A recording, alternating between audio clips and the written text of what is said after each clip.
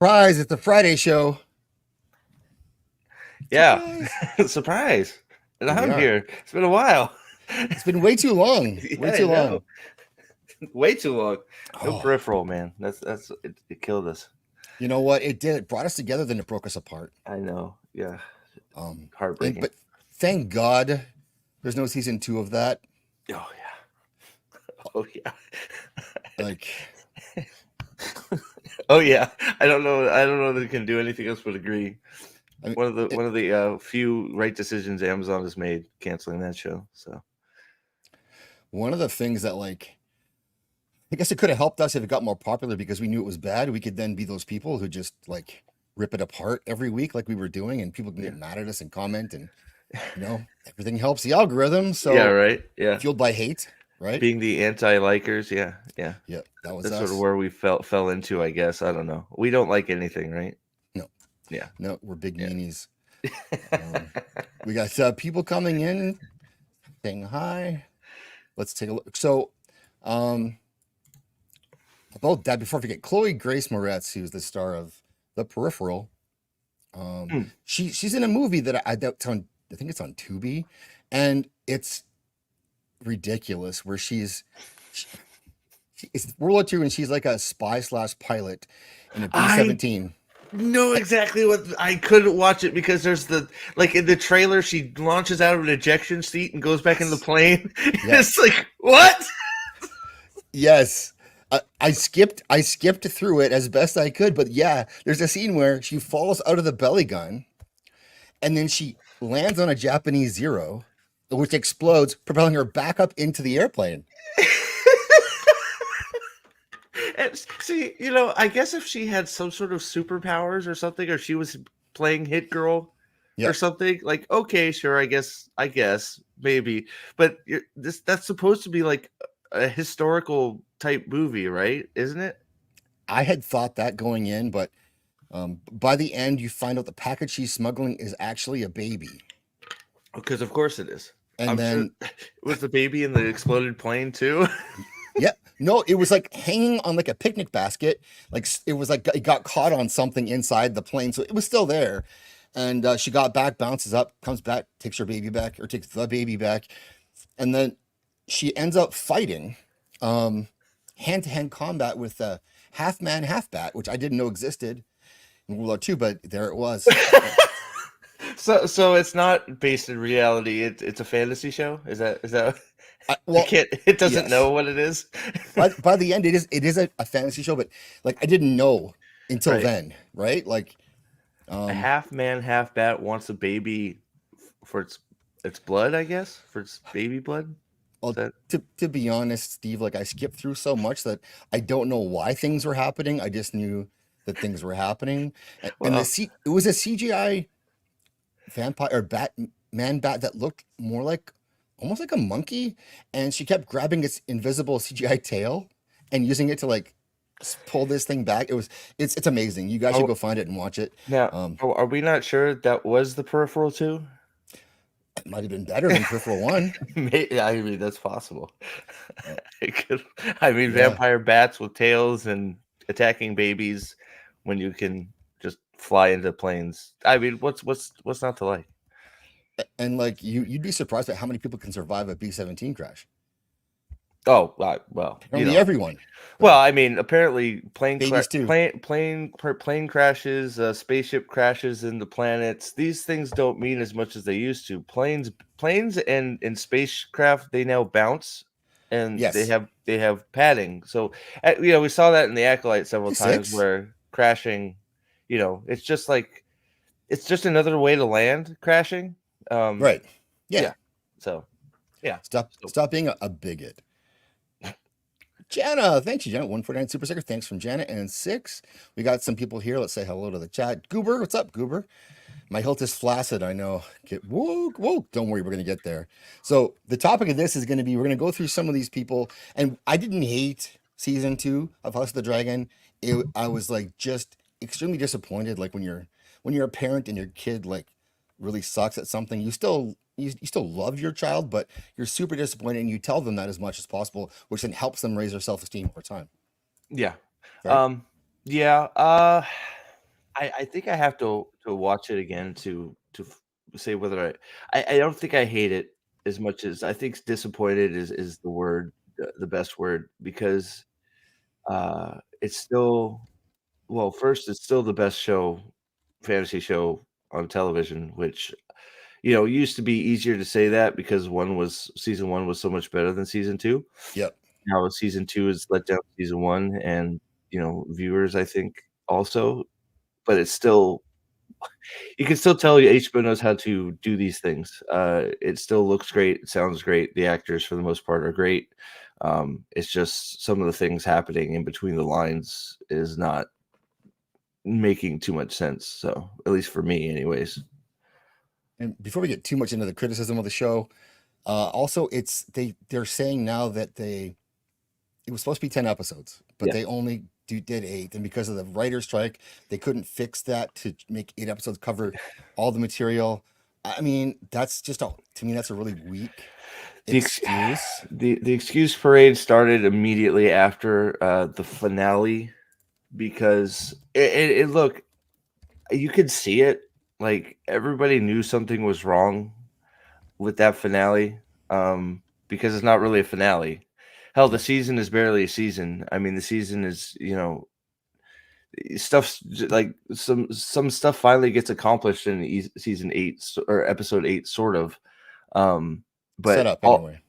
all the stuff that we could have seen, we didn't. We were just told about it, and then saw the aftermath and got to deal with the aftermath of it. And then, like, when it started coming out that there was supposed to be 10 episodes, it's like, well, yeah, of course. I mean, that makes sense. But like, when you find out you're not getting 10 or something, you need to right the ship somewhere and try and, do something, like, Yeah. or delay. I mean, delay, because then you could have released it when Rings of Power came out, and you could have had that going for you again, right? I don't know. It's just, now I, of course, don't know the back end of filmmaking. I don't know how much that would cost to do that, but you could tell there was something wrong with that finale. Yeah, it wasn't a finale, but the thing is like John Campea, who is of course correct about everything, says that that normally they have the Game of Thrones 9th episode is always the big one where something big happens, battles or whatever, and then the finale is like the letdown where it kind of aftermath explains what happened and what that means for going forward, right? Sometimes, yeah. And so he tries to make the claim in this too that that's what they did. That 7 was amazing and 8 was just the aftermath episode plus the setup for season 3, so it's even better. But season 3 is years away and apparently only going to be 8 episodes. Again? Yeah. Why not 6? Why don't we just go full Game of Thrones? Let's make season 3 6, and then season 4 can, because they said 4 was going to be the last season. Make season 4 4, and we could just do even less, right? Because I look, I haven't read Fire and Blood, right? But Miss Martin Muses, I don't know if I've seen her in the chat yet, but she covered a lot of this, and so she's read it, and just listening to her takes about how there's stuff that could have been shown to stretch this out, and they chose not to. There's a season of television there, just show the battles that you didn't show, that would have been cool to see. You could even toss in a duel or something. There's all kinds of stuff. Like, dragon riding training or something, like, more dragon riding. There's two specific battles. What was, oh God, I forget the black, the black something, the two feuding clans that Daemon's whole storyline is based on, basically. Black, I always forget, because the names are so close. I freaking forget their surnames. But you have the big battle that you don't see. I think it's episode 3. Then you have whatever the hell happened in episode 6 to make everybody hate Daemon, and it's like, which didn't make sense either, by the way. None of it didn't make any sense. But no, show that, show that, and that if you're having trouble, finding stuff to show, that's tons right there. That could have been your episode 5, like, high point or low point, the fight. Right. But I don't know. Saying that this was the only proper excuse for this season is it is an excuse, but the only proper excuse is the writer's strike screwed us up and we didn't get to show all the TV we wanted to show. I feel like that's because like saying it's good setup for the next season, it's like, no, it's not. That's just BS. And saying 7, like I don't even remember. You're gonna have to refresh. Sometimes what each episode entailed is slipping my mind because like nothing big happened in anything but 3. I don't battle feel like you're talking about was the Battle of Burning Mill, and that was the Brackens and the Blackwoods. right. That was there you go. major battle in the book. And the book, I think it covers 22 pages of the book. This entire season, it's just 22 pages of the book. So they didn't cover a lot. We'll talk about it later, and Campea loves it. But the jetpacking and teleporting of these queens. Well, you got breaks the entire world. Well, the Westeros Express is in full effect. You have queens, not like Rhaenyra does less queenly stuff and abandons her post more in this season and then comes back and goes, "Why haven't you?" It's like, well, you're gone. You left. Like where you? Like again, you're gone again. Like where did you go? No armpits, man. Sorry, man. It's all good. Sorry, no man, no armpits. What's up, Jamalama? Goober, Nos is all over you already. Yeah, with your tank top on. Yeah, Steve, I mean, I don't disagree with Nos. You've got great shoulders. Yeah, well, I'm like trying to lose weight too, so Thank you, Jana. Get people to like the stream. It's not so bad. Just once. Yeah. Make sure you hit the bell, or you're going to miss these things because we will have random streams. It does happen. Oh yeah. We didn't do one on Saturday, so this is a makeup for that, and you might have missed it. So. Yeah. Whatever. Better not. No, hey, what's up, Walton? How's it going, dude? Good to see you. Yes, we said Campea. You know what? We'll go through the rest of the names, then I'll show a little Campea clip that I like to share. Absolutely. Yeah, that's what got me into this. You showed me a little tiny clip, and I was like, okay, this guy. When are we doing this? What's up, IGB? Had to refresh to get the stream to work. Oh, okay. Well, what did we do? That's not. Yeah, I don't know. I haven't even cursed yet. Nothing. We've done nothing except for go against the mainstream. Hey. We got a Dega here. What's up? That's the other thing. Is that like we were talking about that before we went live. Like I know basically my opinion and a few people. Like I haven't gone searching out how everybody feels about this season too much. So I wasn't sure whether it was like mixed reviews or people were liking it or hating it. So sort of news to me hearing what people have to say a little bit. It's kind of all over the place for people. For me, it was disappointing, like we said. Yeah. Some people hate it. Some people will defend it no matter what, which is okay. Like you can do that, and hopefully it does get good. What's up, Cajun? Yeah, 1 week. I know. Yeah, maybe she does. I don't know. She can maybe share that on her channel someday. And we got Jay Goodwin. What's up? Good to see Jay. Gemma, good. All right. So we are going to look at this. There's a whole bunch of these shill people that I found. I mean, are they shilling? Are they paid? I have no idea. But I know Campea has kind of burned his Disney bridges by accident. So he may be like clinging on to whatever hope he has. Yeah. Well, King Shill, right? Which isn't much. What's up, Cannoli? So this guy, I watched this review from him, and I had to show you because I can't. So I haven't watched it. I just watched that little tiny piece that stopped it. So but that's enough. I figure it's usually better when you get stuff random from me, anyways, because I tend to melt down. He can't help himself but be condescending, so he carries that into this too. Yeah, well, that's sort of his brand, right? Yep. Apparently so. Oh man, his face. I love how his mascot just is a body without his face because I shouldn't say that. That's me. Well, sorry. But it's true, isn't it? I mean, it's true. Papa. It is true. It's true. So this is his review. He's got not just him, he's got his panel there. And there's a chick in his panel who's like actually really based. This you'll see here. And she has like very strong opinions, but he cuts her off quite a bit. Of course. That's misogynist. Jeez. Yeah. I'm on Team Chick for this one. All right. Shall we? Paris, what do we got up next? Yeah. All right. So last night, the season 2 finale of House of the Dragon hit HBO and Max. John, I know you've been loving the show. So what do you think of the season finale? And what do you think of the season now that it's over? Whoo! I'll tell you what. And get this out of the way first. I loved the season. So he gets his opinion out first. Yeah. Yeah, well, you can sort of know where it's going from here, right?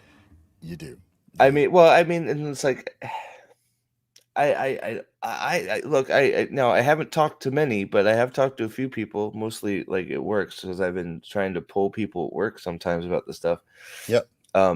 Asking about it, and I have not. Most of anybody I've talked to about House of the Dragon, even if they liked what was going on in the first 7, right? It was what the hell happened.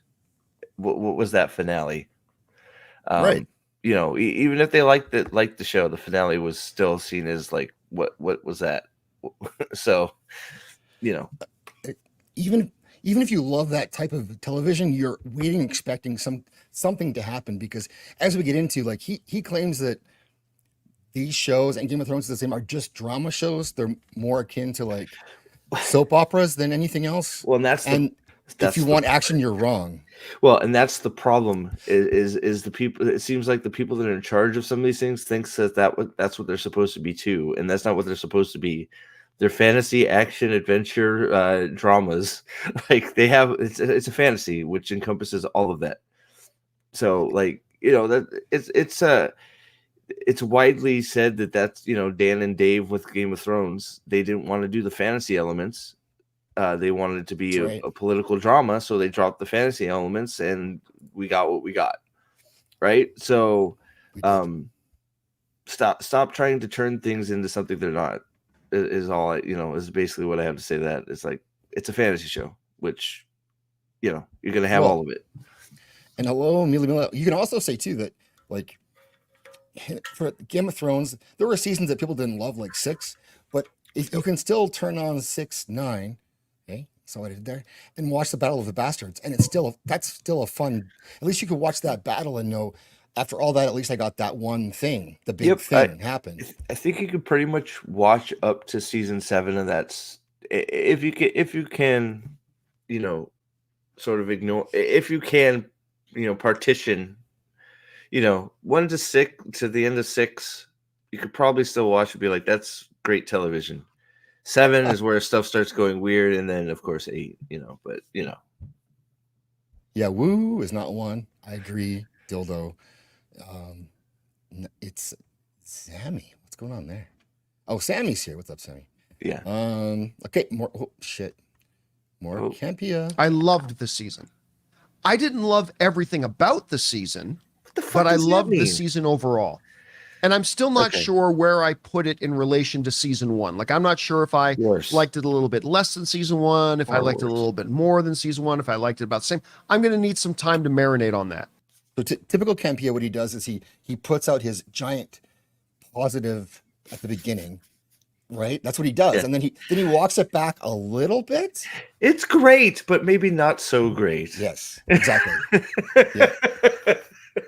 It's like, wait, I've got whiplash already. What is happening? But then he pushes it forward the rest of the review. It's not so he covers his bases here. He thinks, well, people are going to be intrigued by what I have to say. My rewatch on season 6 ending.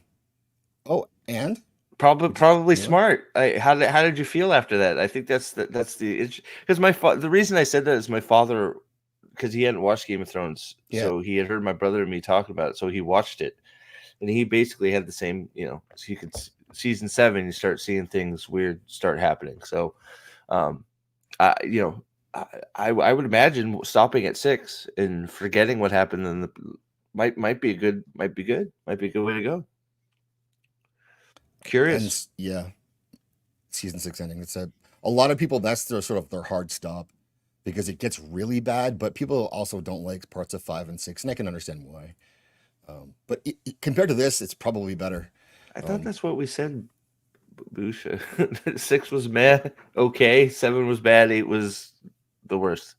I think we agree. Well, it was it was an like, abomination. It was an abomination. I couldn't bring myself to watch the finale. To watch the finale, like the first 5 episodes or so, but after that, it's just meandered around. Yes, I can barely get through season 6. Yeah, I can see that. Yeah, no, I can see that. Like, I think I misspoke. I think I said 6 was good. The Battle of the Bastards makes you sort of give it a pass, but yeah, 6 is not. 6 is sort of, you could see it going down, but it's still somewhat watchable. 7 is almost unwatchable. 8 is terrible. But so I agree with that assessment. 6 is definitely where trouble starts peering its head up really bad. So, And Jay, yeah, that's what he does. He's a little bit like he's like the reviewing world's Tim Pool. But at least Tim Pool can be a bit more. Does he skateboard? Yeah, I mean, he doesn't skateboard. He claims to fight MMA, which is as truthful as the rest of his review. Okay.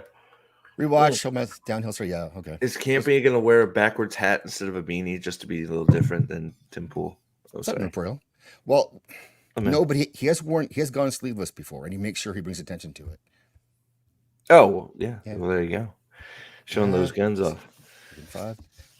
Season 1 was a 7. That season 2 was a 4. I think a lot of people are right there with you. I think that's probably about right. Because I think that's more than fair. Those ratings. I don't like giving number ratings, but I think those are fair. Let's get into Campea here and think about that. But for me, and I'm going to warn you guys right now, warning. we are Stop going to be pointing getting at into me. some spoilers. Stop pointing your fingers. For those at of you me. guys watching, we are going to be getting into spoilers for last night's season finale. I'm giving you a heads up on that. Thanks, if you buddy. don't want to hear anything about I the appreciate you spoilers, so much. mute your machines right now machine. until Your you see us move on machines. to the next topic. What Go back to So I'm just giving you a heads up, okay? Your- Gave you a bit your of a heads up. All right. machines. Mute your machines right now. Mute your machines. What the hell? Sorry, I know that's like nothing, but it's just No. it just makes me laugh. Mute But- your machines. So was he trying to tell us that he's going to have spoilers now? I wasn't not clear. I That was think 5, we're 6 supposed times? to mute our machines so we don't hear him. Mute your machines, people, Okay, yeah, but not on us. Listen to us. yeah. Zach's take him back if we don't want to. Oh no, he is staying for you. Like he's American through and through now, you guys. Except for that one hoodie, that one time. Speaking of that one hoodie, that one time, let's just remember Campea in his more entertaining days, maybe. Let's find a clip. I never watched the dude, but I know he's got some galactic takes out there. Did you watch his where he wants his people to unsubscribe from him? I through you, I think, yeah. I'm pretty Where you sure. can all stand around and jerk each other off while you tilt your head backs and go, woke, woke, woke, woke, woke, woke. And then you can come on each other's faces and tell each other that come on your face cleanses you of wokeness. Whatever is going to get you off and make you feel good about yourself, come on your face. That's him. Mike, dude, Zach, he's so fucking edgy. He told me to come on my face. What an edgy boy. Oh my God. Whoa. He's getting those zoomers in there for that one. I mean, I had to play shit. the clip. Had to play the clip. Jesus Christ. All right. So this breath. episode, there's a couple things I want to address. You forgot. He's Here. looking at his cue And I cards. put out a post on this on my Instagram earlier. By the way, my Thank God. Instagram is Yeah, by at the way, John go to my Campea, right Instagram. there. Go follow me. I have an X too. Go to my X, formerly known as Twitter. I have a Twitter handle as well. This is on YouTube. Yep. I may start a Kick and a Twitch as well. Make sure you get all those.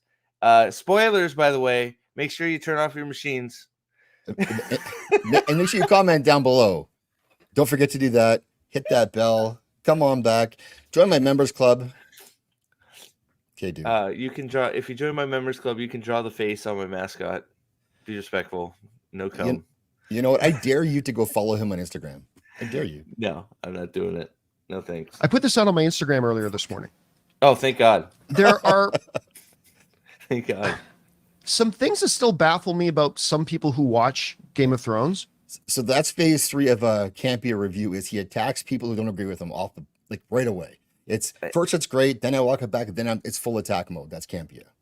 Well, yeah, because it's like, oh, you're idiots if you don't agree with me. Yep. Yeah. To begin with, right away. No, I subscribe to Prophet. I don't understand people that watch Game of Thrones now too, I guess. Well, no, that's not true. That's not true. I don't understand people that defend crap, I guess is where I'm at. Right. Yeah, but that's a conversation we could have. He just absolutely he wants to discredit people who don't agree before he even really tells us what he thinks. Yeah. So agree with me or else. But, yeah, right. I gotta say, this video has like 30,000 views, and that's all he got. Oh, I'm not. Well, he hasn't said anything. So, like, what? How many minutes in are we? We're like about 10 minutes in.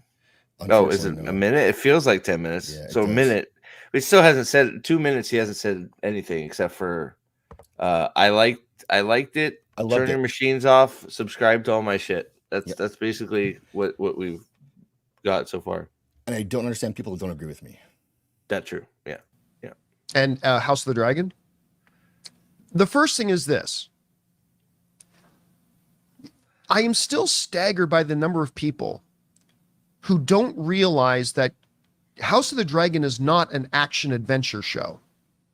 House of the Dragon has always been, as Game of Thrones has always been, a drama series. Oh, yeah. It's a drama series. It's not an action adventure series. Hear that, guys? So no. I want to pull my hair out sometimes. So he is wrong. You know that, right? Oh, I know he's wrong. Yeah. It not only is it's a fantasy series. Yes. Jackass, which is all of those, because fantasy elements involve action and adventure, and then you have the dramatic stuff between kings and queens and all the political striving. So it's like, no, you're wrong. You're just completely wrong. And on top of this right here. So did they change fantasy epic? Oh, there it is. Okay, fantasy epic. I was gonna say, I know the action adventure was on there. Action adventure, sword and sorcery, which you could argue is action adventure. Tell me a fantasy epic without action or adventure. Right. Well, that's drama. Yeah. Well, that's the important one right there. Fantasy epic. It's a fantasy epic. Yeah. Which has all of that stuff in it. Right. Yes. Yeah. That does. That covers all of it, but it is not a drama. There's drama in it. Yes. Of course. Right. Of course. But it's not a drama. Yeah. But if you think it's anything other than just a drama, you're an idiot. Him. Well, well, exactly. And it's just like, it's not right. It's like, so you're saying that drama, even if we subscribe to his theory or his wrong idea that it's a drama, dramas don't have any connective tissue when there is something action orientated. Dramas don't do action at all. So like when you have CSI doing its investigating, and then the guy runs and tries to kill the head cop, he just is like, man, we should talk to this guy. We don't try and shoot him back or chase him down or get in the car. And dramas aren't allowed to have any action at all either. No, guys, you should not expect it. Only talking. And Mila, yeah, House of the Dragon is supposed to be 2 years of Civil War, not people walking around talking like Loki season 2. Well, but here's also the thing. I don't mind the talking. Sure. If it makes sense. Right. So you can have assume it has dragons. Yeah, Papa, you would assume that. Oh yeah, dragons aren't.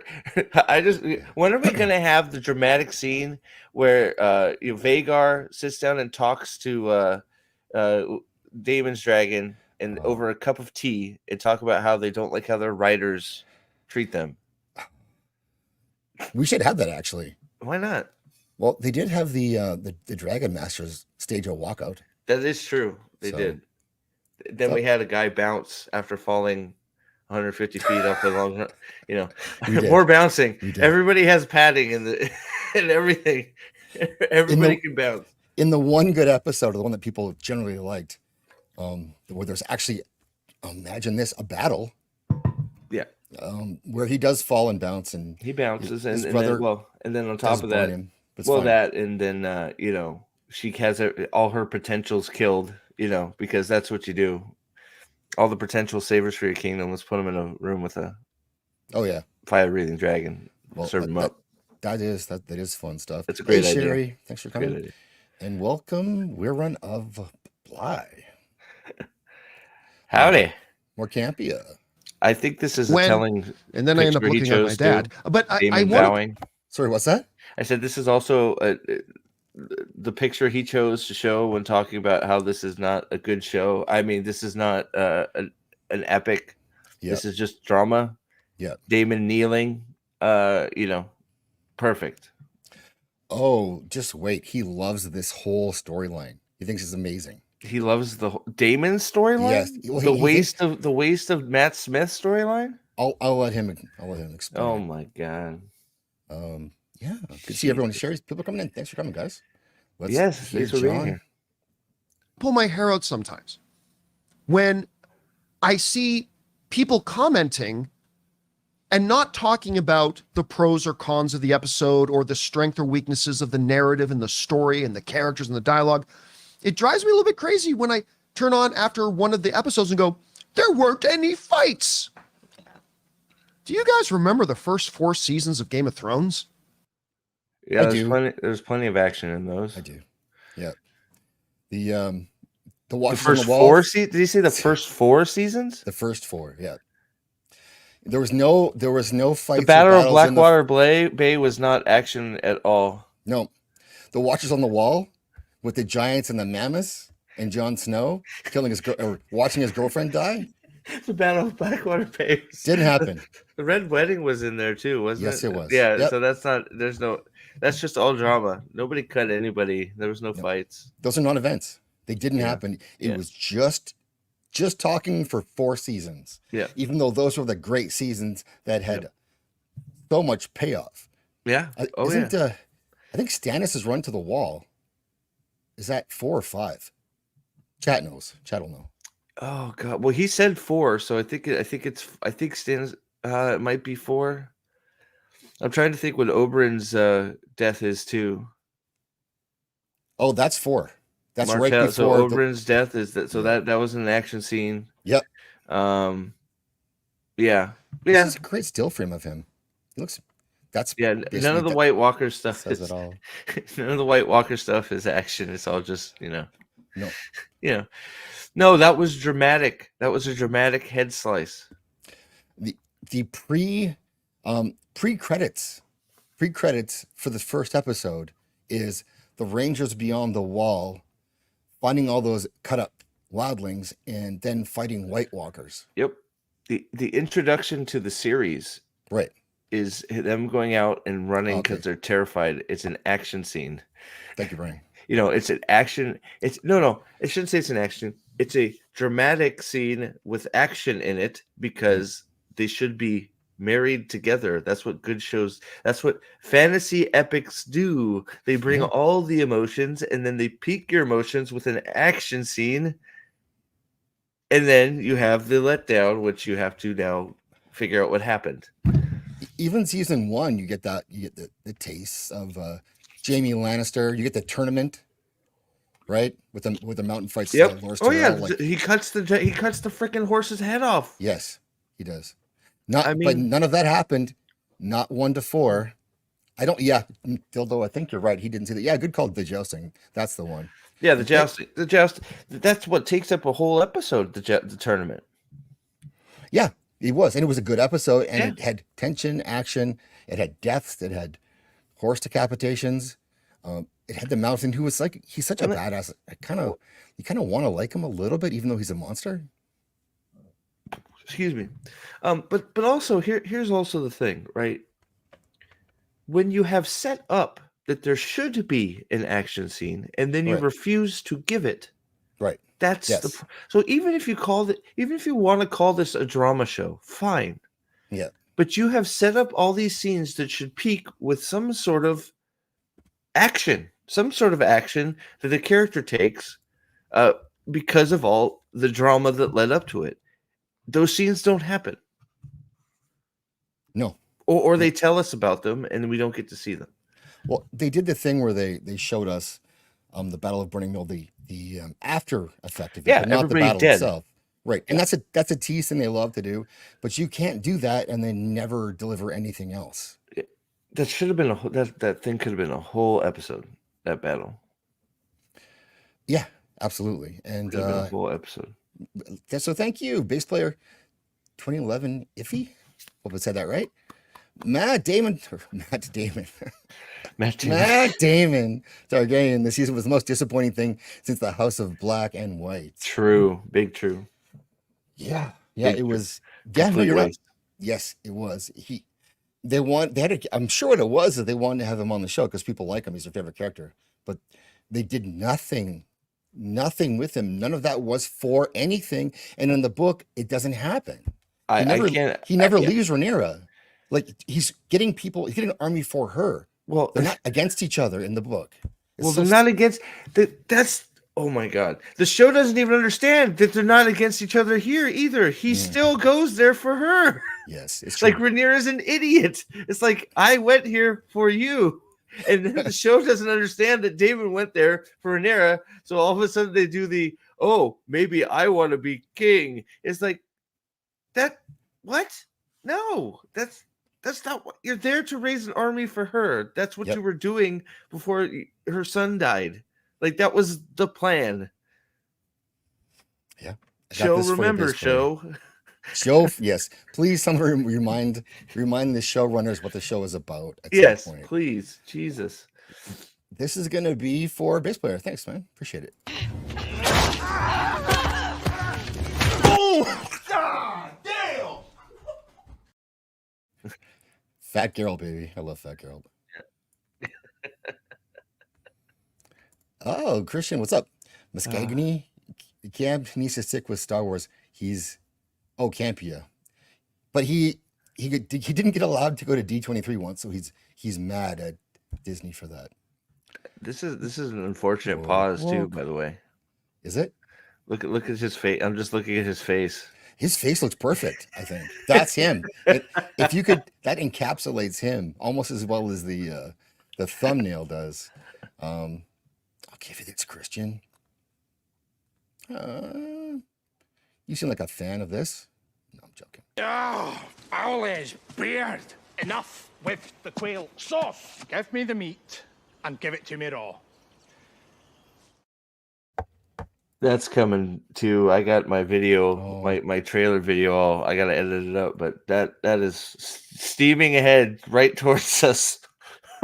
Oh no! What's up, Flaccid? Flaccid Phoenix is low key a member of like the fastest growing Game of Thrones community on YouTube right now. Oh yeah. So what you should do is go find his channel. I won't name it here. I won't say it's called Our Hilts Hurt, and I'm not telling you to go to his channel and then like only mouse over his videos. So don't watch any of them. Just mouse over a little bit so that it shows that you're not really that interested in what he's making. And he really wants you to do that. And he always asks me, please tell people to come and just not watch my stuff. Subscribe and then never go to his channel, things like that. All about the algorithm, people. Help him out. Yeah, there you go. Christian. Harloff carried me, can't be and Harloff is like he has the whole there's a lot of Harloff lore too, but Christian, I'll give you this. Photojournalist Brad Rice shows us how a forestry instructor gets his students to make and play the North American the flute in this traveling West Virginia segment. Photojournalist Brad. Not the skin flute this time. No.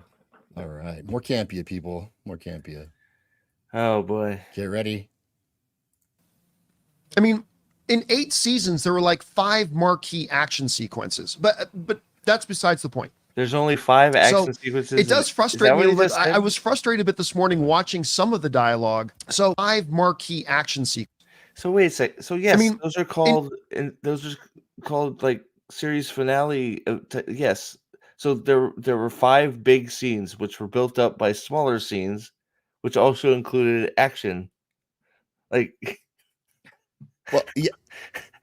I don't know what he's thinking with any of this stuff, but what qualifies to him as a marquee action piece? Well, he's not helping himself because it's like, oh, each Yeah, season, Booch. they have 8 episodes. One season, at least 5 of the seasons, there's a whole episode dedicated to nothing but action.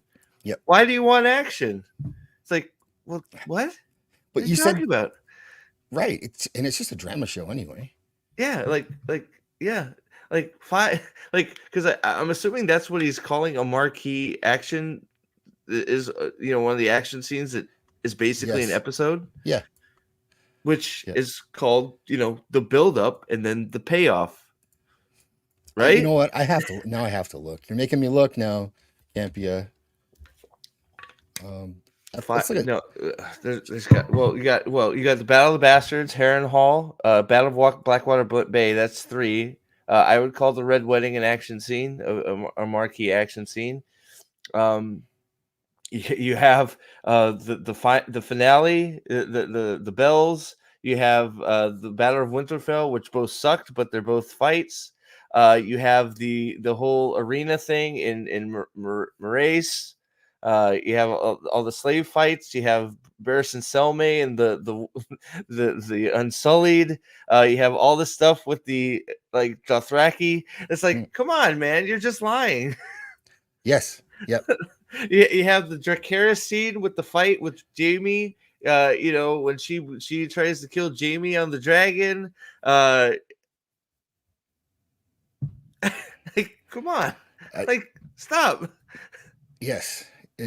It's incorrect. Hodor, hold the door. That wasn't an action scene. The Tower of what is it? The Tower of the Flashback with Ned and his sister. The Tower of scene. That's not action. No. Jon Snow dying at the wall. That's not action. Nymeria with biting none of this. These are not action. Remember all the fights that happened with when Brienne and Jaime were held as prisoners. She fought that. Remember, she fought the bear in the Maiden Fair. Yeah. Those were all marquee action scenes. Yes, they're all over the place. They're mixed in. Just because they don't take 20 minutes doesn't mean there's not action. That's what you seem to be missing. It doesn't have to take up a whole chunk of it. It just has to be there. You have to show some of it. Yeah, no, that was just off the top of my head. I just named a whole bunch. Viper versus the Mountain. There's another one. They're everywhere. They're all over the place. Give me a break. Season 4 was chock full of them actually, because it had Pedro Pascal. That was before he was as cringe as he is now. Yeah. Versus the Mountain, we had that, followed by the battle for Castle Black. Harrenhal was 5, right? Was Harrenhal season 5? Chat. I think Harrenhal was season 5, or was it 6? I don't remember. But you got the Battle of the Bastards and Harrenhal. I don't know. It's if we actually it's crazy. I could probably hell. Episode 1 has the fucking joust. Sorry, excuse my language. Yeah, see, episode 1 has the tournament. Yep. Leave me alone, flaccid. They killed the Dawn Boy. Treason is treason to trade. Oh, listen. What's up, Eject Steve? Well, get in here, Dawn. You come hang out. I know you love Campea. He's your boy. I got to know Harloff. Oh, okay, interesting. The wrestling is he? Maybe he's a good dude. He's better. He's definitely better than Campea. But I think these guys are stuck in that spot where they can't. They have to kind of like things at least through the finales, and then after the show's over, other than Campea, they can say, well, maybe it wasn't perfect after all. But a lot of their fans expect them to be positive about this stuff, and so, right? Yeah. Who else is going to be there if not? Right. What's up, Sketch? A lot. You're right. That's absolutely right. Dude, I love the logo, the zombie box logo. That's awesome. Yeah, no, they have to love it, and then they have to backtrack it to feel what everybody else feel the pulse, and then they'll adjust their rating accordingly. Right. Well, yeah, Don has keys to this. He has keys to the back door here, people. So if whenever Don wants to roll in, Don can roll in. So pressure him using your peer pressure abilities on him. Meanwhile, the only scene he's shown so far is Daemon on his knees, proffering himself to Rhaenyra. But which he thought was amazing. Yeah, we still got to get to that. Oh joy! Let's go. In 8 seasons, there were like 5 marquee action sequences, but liar. That's besides the point. So it does frustrate me a little. It's not besides the point because you brought it up. That is the point you're making. You're trying to make that point. Yes. You're trying. That is exactly. What do you mean that's beside the point? You are making the claim that Game of Thrones and House of Dragon are pure drama series. They have no action. That is the point. Yep. So it's like, and the reason, you know the reason he said that's beside the point, right? Mm-hmm. Because he said, "Oopsie, I just said these are dramas, and I just said there were 5 episodes in 8 seasons that were all action. Oopsie doopsie doo. I have to backtrack." And he for whatever reason tosses out a number, and this is one of the most watched television shows of all time. So 5. There's so many people that know episode by episode what happened on the show and in the books, and so you can't just say 5 now. 5, just 5. Yeah, 5 in 8 seasons. There was only 5.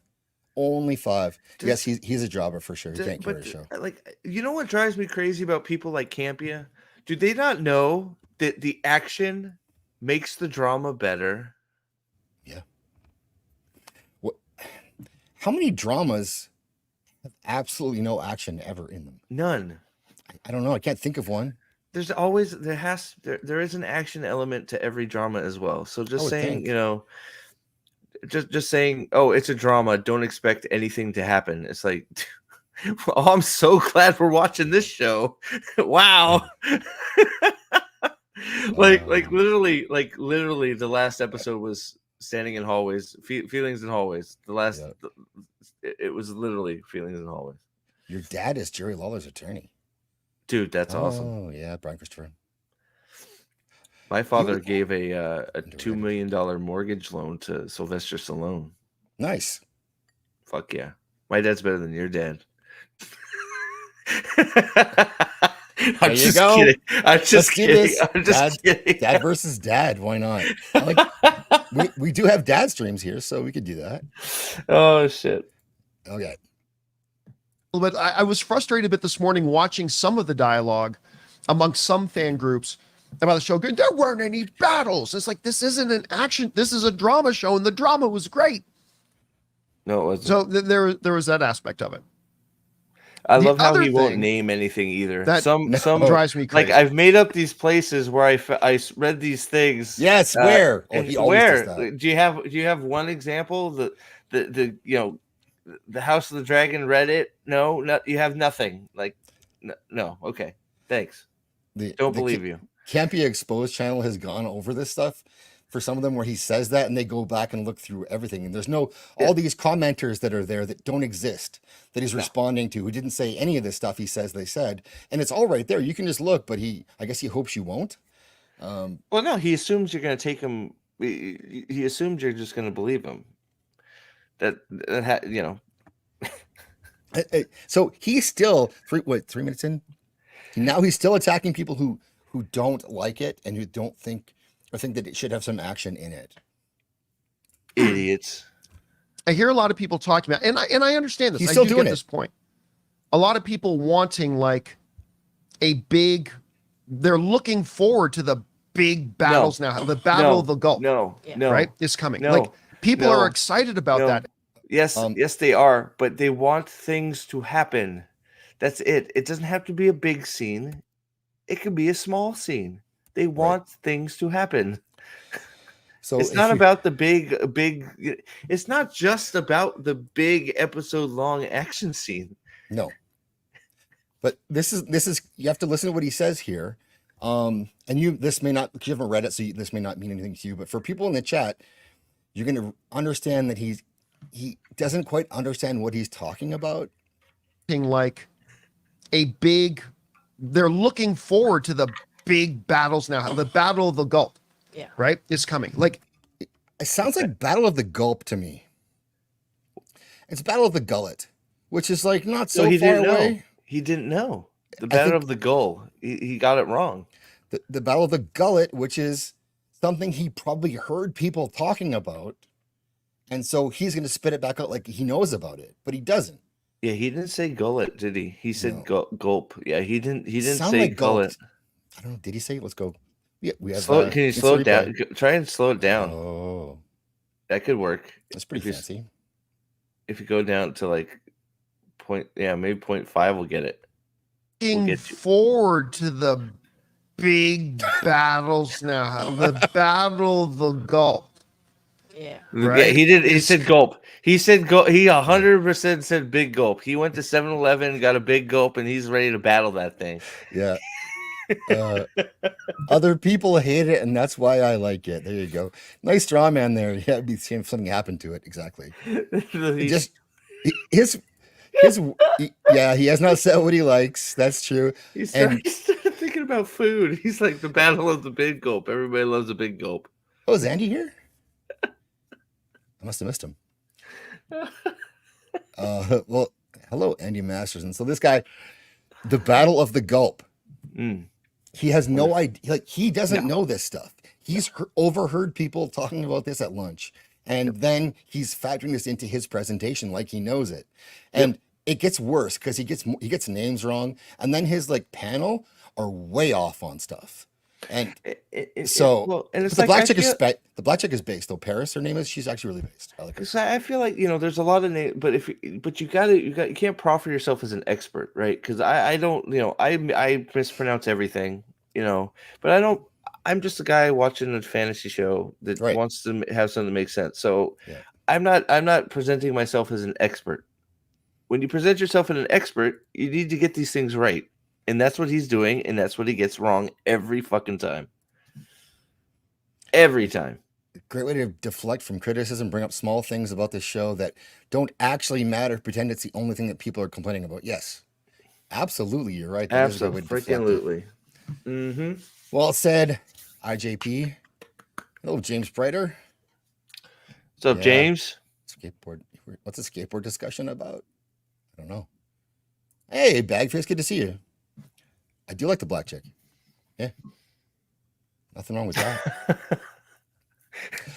I can't play your Steiner clip, Christian, because last time I played it, I got copyright claimed for that clip only. Out of everything else I played on that show, it was just the Steiner clip, and it was immediate. So my actually video got blocked until I got it removed. That's crazy. Who knows? Who knows what they freaking care about anymore? All right. More John Campea. Big gulps. I think this might be actually Dawn's favorite internet personality. It could be John Campea. Coming. Like, we better speed it back up. We can't do this. No. We might die. Slow-mo John Campea, no. Excited about that, and that's good. Yep. That they're excited about it, and it's coming. So you're stupid. And it reminds me No, a it's lot, not though, coming. The season's over, jackass. Yeah, it's not.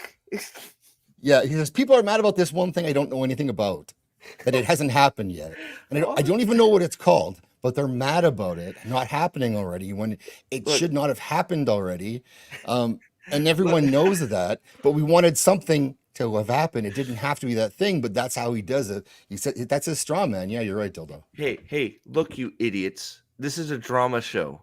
Why are you expecting any action? All right, idiots. But don't worry, it's coming.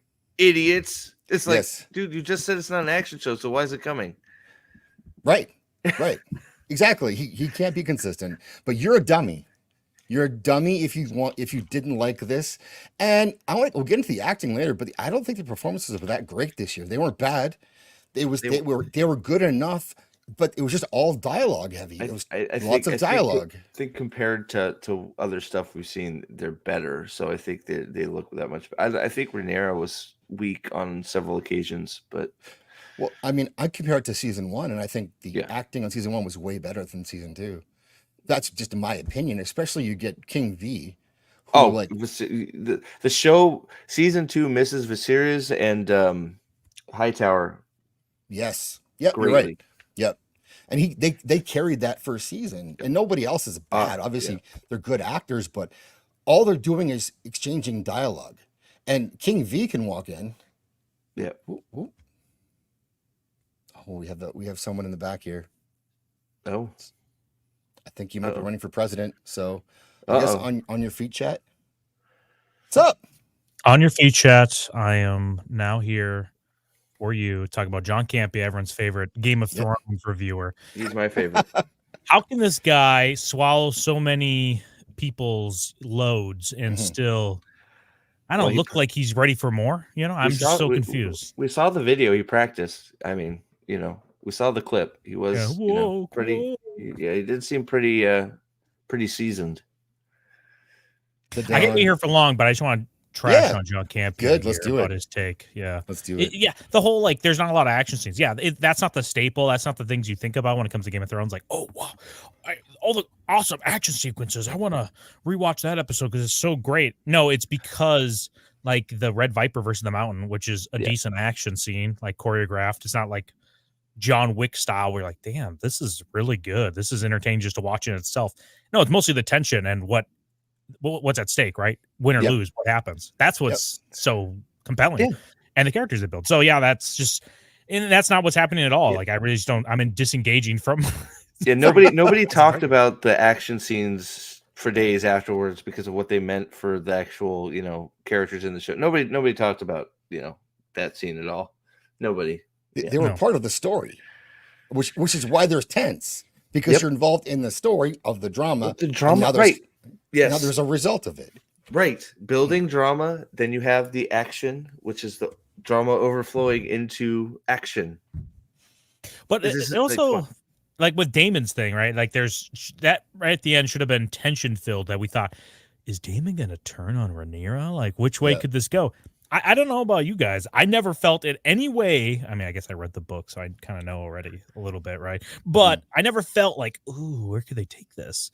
Because I know they switched some stuff with Aegon and Aemond, but with Daemon, like, I never felt like, oh, they might just change this totally completely. They might actually have Daemon become his own little rogue agent. The rogue prince is now a rogue agent.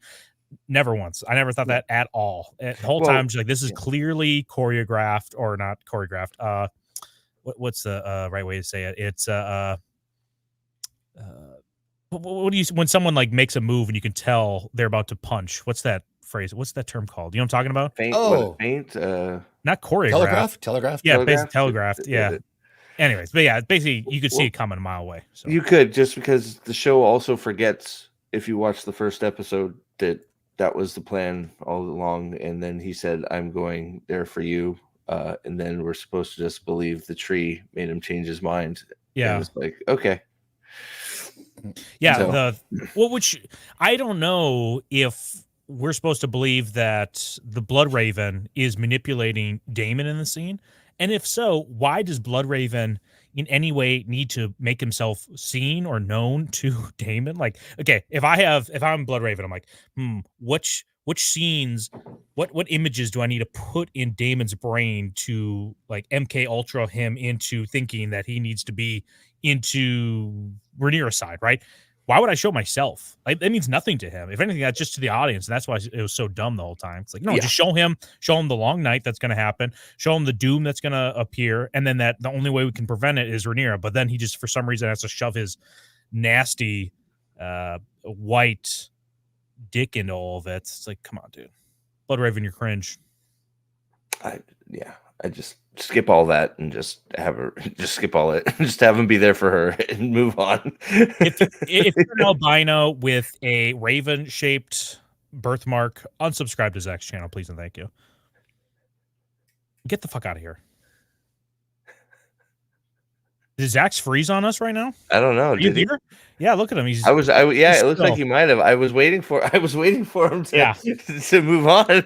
Well, I'm glad I'm here because I can run the stream still here. And we have a $1.99 from Christian, my boy, Don boy, not on his A game, make the Batman fight. I'm not on my A game. A's mean ass game. That is correct. I'm not on my ass game. There goes Zax. Yeah, Poor we Zax. lost him. Never stood a chance. Hopefully he'll be back.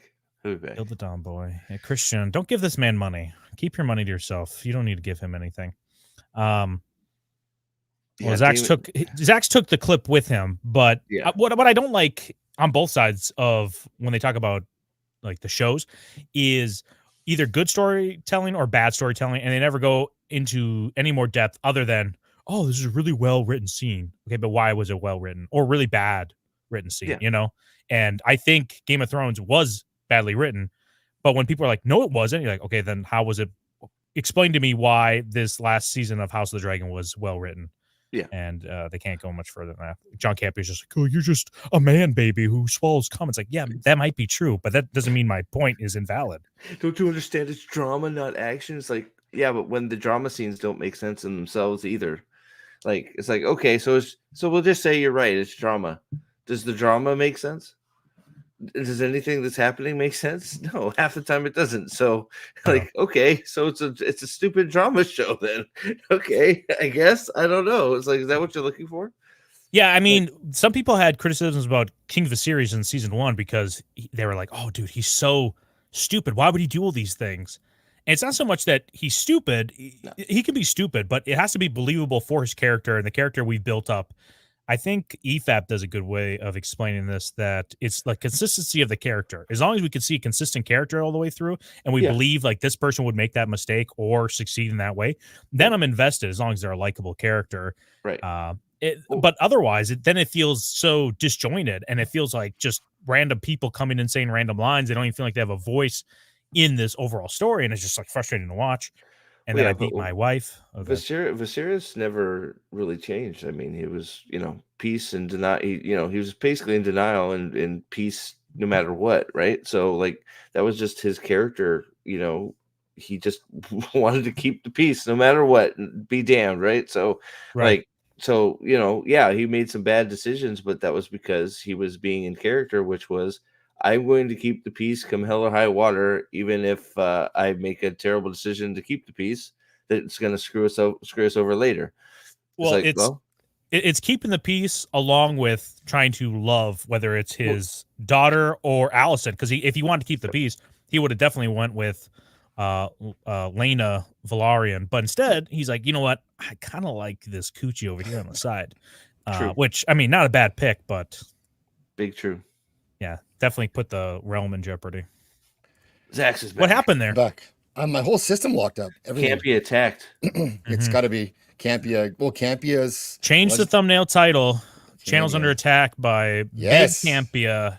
Big Campea, what a loser. Tried to take this stream down. He couldn't stop us, could he? He wants Canadian action. Not a fan. I'm back. What a loser. Campea came right for me. Motherfucker. What does this shirt say that you have on? Bench? Period. Yeah. Is that a request? Is that something I need to be doing? It's a command. Do I need to make my body in the shape of a bench? No, when you're on your period, you do bench. All right, I'll write that down and think about it later. I just re-listened back to the Tunnel from Hell, that Circle of Jerks, dude. Still holds up. So does funny. it? It's just ridiculous. Like, why is this happening? And why are people in the chat listening to it? Well, we should. Well, I mean, there's so much there. Like, there's to go back through that is like unbelievably fucking hilarious, and it's just with Tim being so ill right now and possibly close to passing away. I don't. Is this the time to make fun of him? Maybe it is. Celebrate his life. Yeah. Yep. Well, we should. We should try to. I don't know. I try to reach out to Tim, but he hasn't messaged me back, so I'm sure he's just kind of going off the grid a little bit here. Yeah, I mean, he's going out on his shield though, for sure. That's how. Too bad Star Wars isn't good because he would have loved good Star Wars. He did love good Star Wars. Okay, I'm gonna get Campea back. Oh boy, I'll bring him back. Don't worry, it's your boy. What did I miss? Oh, we solved the whole issue. So it was just cancel. We can cancel Campea. Move on. All right, close up the stream. Play Trans People and My Friends, and let's get out of here. Let's get out of here. Why not? That'll work. All right, John, where are you here? He Yeah, doesn't just know hate- either. Yeah. Don't you just hate that he just hates? Well, I don't hate that he hates it, but I think it's pathetic that he's embarrassed by his Italian descent. He could have been called Giovanni Campea. Instead, he's like, I'm gonna be called John. Is his And he's- name Giovanni? Yeah. Yeah. Yeah, that's so much more interesting. You're right. But John has to make bad decisions. Oh, okay. Well, that's Like, true. He can't go with the obvious win. Oh, there we go. Yeah, save this show. Treason is true. It is. It is. I wonder if that'll Thanks, ever get Christian. old. I don't but- know. Maybe. I'm not sure. As long as there's a $1.99 to it, I don't think it'll ever get old. No, keep doing it. It'll always be funny. Ah, there you go. Starting at Houghton Avenue and going all the way to State Avenue. Drivers are down to the single lane in each direction. Yikes. She knows what she wants. She knows. John Boy. Hear a lot of people talking about, and I understand this. I do get this point. A lot of people wanting like a big. A lot of people too. He's very clear to say that, like, not where he saw this or who, but just all these people. I have the best people, and they all want this thing. A lot of people say that Game of Thrones is not, or House of the Dragon is not well written. A lot of people say this. I know him. I speak to him. This is basically John Campea. That's it. No wonder he hates Trump so much. He just sees himself in a more muscle-bound, tan body than himself. I love this. Thanks. That's me for sure. This is, and I hate Nas. I am not done. Facts. That's Weird facts. message. Yeah. Well, it got through. They're looking forward to the big battles now. The Battle of the Gulp, Gulp. right? It's Battle of the coming. Gulp, Don. People are excited Gulp. about that, and that's good that they're excited about it, and it's coming. It's coming. And it reminds me a lot, though, when I hear people decrying.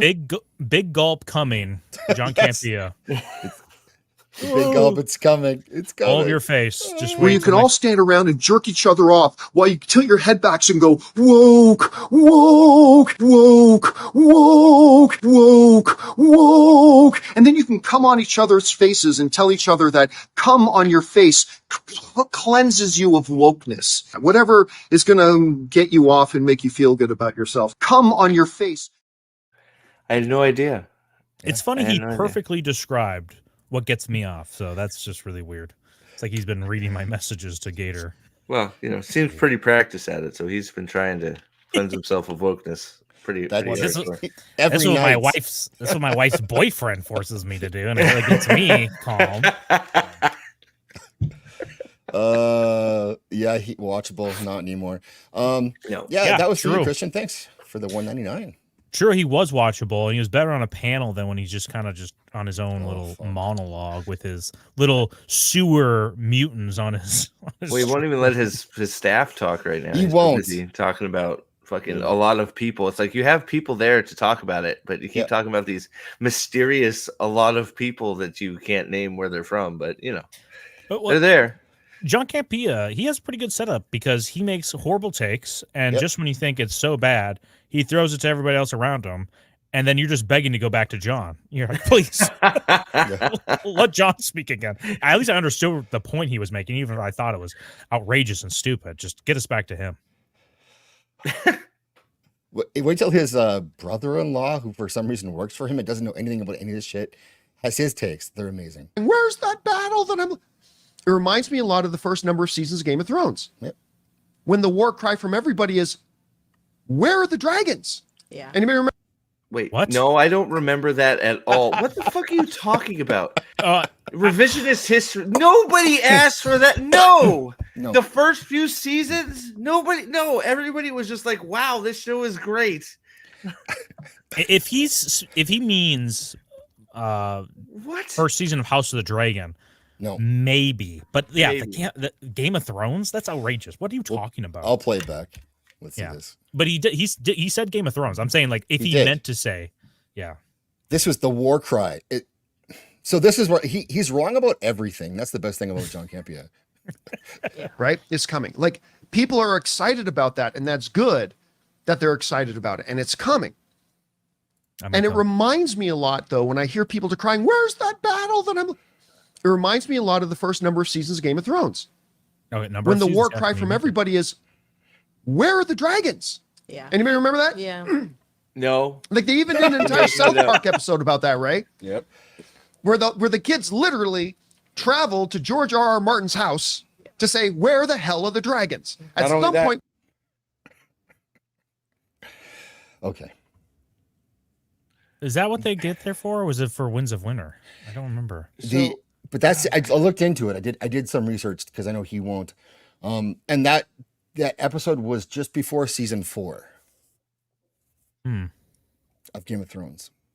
So I don't remember this outcry. He obviously watched a lot of South Park, which I'm surprised by. He should be offended about it. Yeah, you would think. But where all the war cry was, where are all the dragons just prior to season 4? If you watch the show, which most of us did, everybody knows where the dragons were.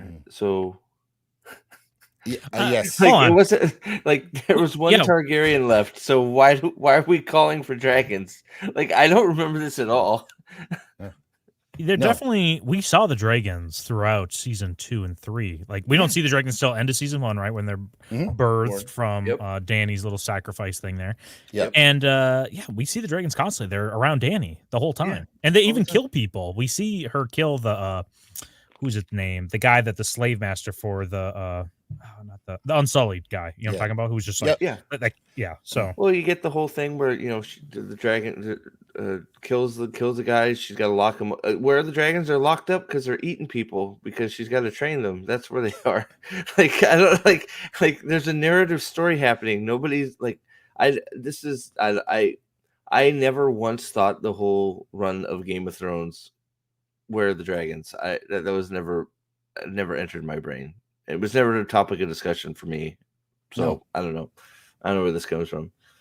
The dragons were minimized a little bit on some level because of the D&D didn't like some of the fantasy elements, but no one ever House of the Dragon has dragon in the title. So you could see how maybe you want more dragons there, but no, Game of Thrones was not about dragons. All the people that had the dragons were gone. In fact, dragons were extinct. Yes. Hello, were you watching the show? Like, the fact that there's 3 is a big fucking deal. So, like, what do you mean? War cry about where are the dragons and hello, Hunty. And Christian Muscagni, am I saying that right, Don? Who cares? Christian, the Italian, say that? No? Who cares? He's Italian. Yeah. I have a large amount of Italian hate in my heart, but I like Christian. Good on a 3-man panel with Star Wars. With Star Wars. I mean, maybe. I don't know. The more people with him, the better. I think diluting John Campea is a good idea. Yeah, true. Mm-hmm. No, nobody's just complaining about no dragons. Yeah, just like if you're going to consume piss, you should probably dilute it as much as possible. John Campea. Dildo, yeah. Where are all the games in Game of Thrones? Yes, that would actually make more sense, at least. Falling action, resolution. Okay. False advertising. We're gonna get dragons, right? And not only that, in that episode, he promised them pizza, and they had a diabetic kid with them, and he was just almost dying because George R.R. Martin couldn't even provide pizza. But he kept saying, "The pizza's coming. Pizza's coming, boy. Trust us, the pizza's coming." And they know a lot about that episode of South Park, but nothing about House of the Dragon or Game of Thrones. Yeah, they absorb knowledge about pop culture through. Who is this lady? He really got diverse. I didn't know there's a black lady. When did he get Deadpool on? Like, how did he manage that? Oh, sorry. Oh, he couldn't get a fourth person, so they just put the poster up there. Is that what happened? You know, I don't watch him at all, really, so I don't know. But I know that this chick is actually pretty good, and she does call him out when she can, but he also cuts her off. So, she's just like AJ in the corner doing her best. I'm not saying she's not well deserved, and she's probably better than everybody on this panel. It's funny that John finally has to live up to his progressive ideologies and convictions, and has to actually hire a black person. Poor John. And he's got the Filipino brother-in-law. I mean, it's nepotism, right? But he pretends it's because he's so gracious. He's changing the world. Crown for King. I don't know special needs he may, but like he also used to have some kind of Mint Mobile thing with that. So that's why I think Deadpool is in there, because Ryan Reynolds gives him money through a corporation somehow. I'll talk to Ryan about that later. Of course, probably the greatest song ever in the history of South Park. Ready? Wiener, wiener, wiener, flaccid wiener. Done. I didn't watch it, and I thought that song was great. I didn't watch Game of Thrones. I mean, Oh, Why are you here? What? Oh. Hold on, This did is you have your a fucking stamp? job, dude. What? Why is are you John- here? What? Oof. Did he find you on the street? What? What's I his didn't- brother-in-law? That's it. That's his brother-in-law. I guess Yeah. that was Deadpool. Sorry, like Oh, no. sorry, no. Like, why are you here? That's exactly. Why am I listening to you? Why are you a voice I want to give any value when you just? I didn't watch House of the Dragon either. Dragons, wow! It's like, what? Why are you here? You're covering this stuff, but you haven't got around to watching it yet. You've memorized South Park episodes. It's like, I like the Wiener song. I didn't know what it was about, but it was funny. It's like, wow, dude. The point is, it's like, So John's go-to cover also, in case you don't know, is to drink. So when he doesn't know what to do about something, he takes Yeah. a drink or a long slurp. So, but if you look on the bottom right, the chick is like, "What the? Look at her! yeah, She's like, what the is fuck?" it? She has the reaction we Yes, had. yes. Like, what? Yeah. Why are you Uh, here? Yeah, yeah. that's she's got I like. You're right, Zach. You're right. Yeah. You're right. Oh God. That is Yeah. a what the fuck face if I've ever seen one. Yeah, What? it is. He cuts a black woman off. Yes, he does. Racist wops. I mean, it's true. Yeah, bro. You know, I don't have a television. I don't watch pop culture stuff. It's like, Look at why are his you little- here, dude? Look at his little Stanley Cup too. Like that's such a white girl thing to Oh, have. yeah. Like, come on, Yeah. dude. You know, at least when he used to put his like UFC gym stuff on, at least he was trying to present as like some sort of alpha male, in which he verbally tries to present as, but physically the exact opposite, if not Yeah, worse. he should have a big gulp, right? Yeah, that's That's true. He should have a big gulp. Where is your Mhm. big gulp, John? yeah. Put You're your money- looking forward to it, right? Yeah. Put your mouth where your money is. This is definitely not filled with my wife's boyfriend's cum, guys. Don't worry about it. I'm John Campea. Don't even look. Oh, damn it. Holy shit. Oh my God. Yeah, he did watch Game of Thrones. What? Yep. I just, yeah, but like I was like, just with that one episode. Hold on. he's like, Sketch. I like wieners though, so I like that episode. So like, Imagine being in a podcast and doing homework. Okay, so I could understand having done that before myself. It's possible. Not done all my homework, but you don't announce it during the show yes, that you're on to cover that. I've run out of time. It happens. Like, but Yeah. also another thing, Zach, this is not our day job. No, it's not. That's true. He's getting paid for this. This is his Like, job. This is not our day job. We're doing this for fun and because this guy's an idiot. Big gulp. Like, you know, like if I was on a big time stream where like I was covering a topic, you're damn right I'd be prepared. Or fake it, right? Right. Phone clips. Oh. Saying what? I don't know. What did Steve say? I don't know. Nos, you clip it. Yeah. Do something for a change. Get Do off your ass something and help useful. us, Nos. Oh, yeah. Yeah. Jesus. Stanley Cups, yeah. Well, big gulps and Stanley Cups. That's kind of that's our Campea. Oh yeah. They told you right away what the fans' problem with the show was. right. They wanted dragons, but they weren't getting it, and But and lots of wieners. Why am But I listening it to you? What does this hat mean here? It's Nino. Nino. I don't know. Oh. I could. I'm an idiot, and Or if it in no. You know, if you read it diagonally from bottom to top, INNO. I love how Maybe he that's the makes thing him for- he makes him put the John Campea poster behind him. He can't Yes, get a cool he Deadpool does. poster. He's like, you're putting this damn poster up. And look Not closely very at that diverse. poster.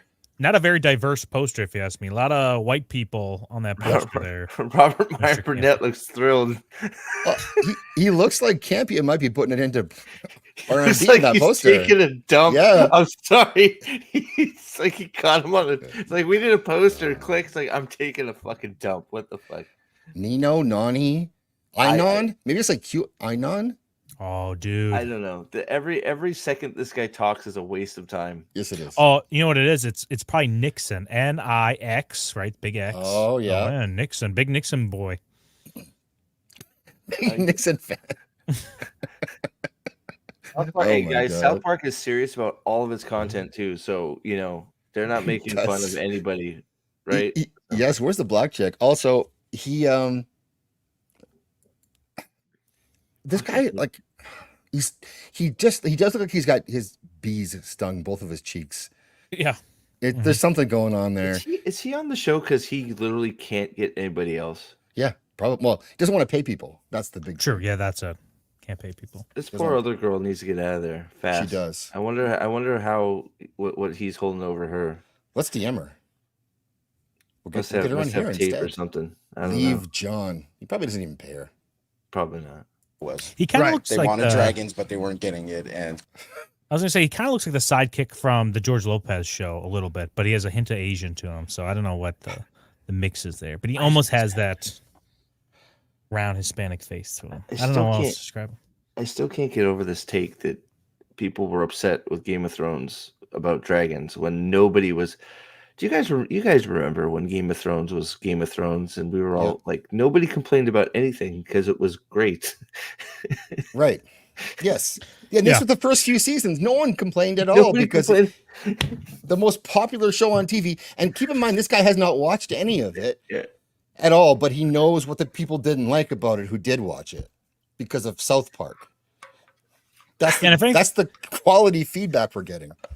And if anything, we first off, we knew where the dragons were. We definitely saw dragons. And then also, the things that we're complaining about was probably just the Dany storyline just being so fucking boring. It's not so much that we don't get to see dragons. It's like, yeah, you're not doing anything with this storyline. I'm really not invested, except unless you're a woman. Women love the Dany storyline for whatever reason. But you honestly can watch most of Game of Thrones and just skip Dany scenes, and you're totally fine. Maybe he went to Sev 11. I think this guy probably goes to Sev for him. That's probably what his job is. He's a big Gulp man. I could see him delivering food on a bike at some point. But what I do to get number 47 on this panel, I would suck everybody on this panel off if I get number 47. And not Donnie T, the real 47, David A. Puckta. If we get him on this panel, him talking about BlackRock and how, 3 hots and a cot and all the dragon sex you can handle. $8.32 trillion. That's my net worth. But can I borrow $500 just to get on a train so I can get from? He's like a Nigerian prince, but he's sitting right next to you. You can see him. He's like, oh no, okay. We missed 47. Hopefully, he's out of jail soon. He's being locked up because they're afraid of his candidacy. Yeah, they're trying to take down every competitive person to the establishment.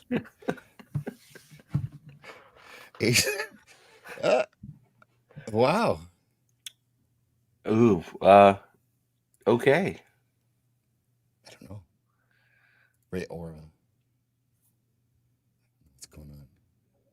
But lots of wieners. But it was still great. The dragons hadn't come, but it was still great. So that's the thing about me. Couple things this episode did for me. One is that one of my biggest complaints of this season has been how they have handled Daemon. Yeah. They took arguably one of the most popular characters on the show, and they shuffled him off to Harrenhal. Okay, so you might be thinking right now this is going to be a redeeming speech by John, and it's actually the opposite. So I'll play it through. Okay. Which is fine. But then ever since he left Rhaenyra, which was like, what, episode 3? Yeah. It's been episode after episode of something weird is happening. Oh, I was dreaming. And now I'm waking up and I don't know where I am.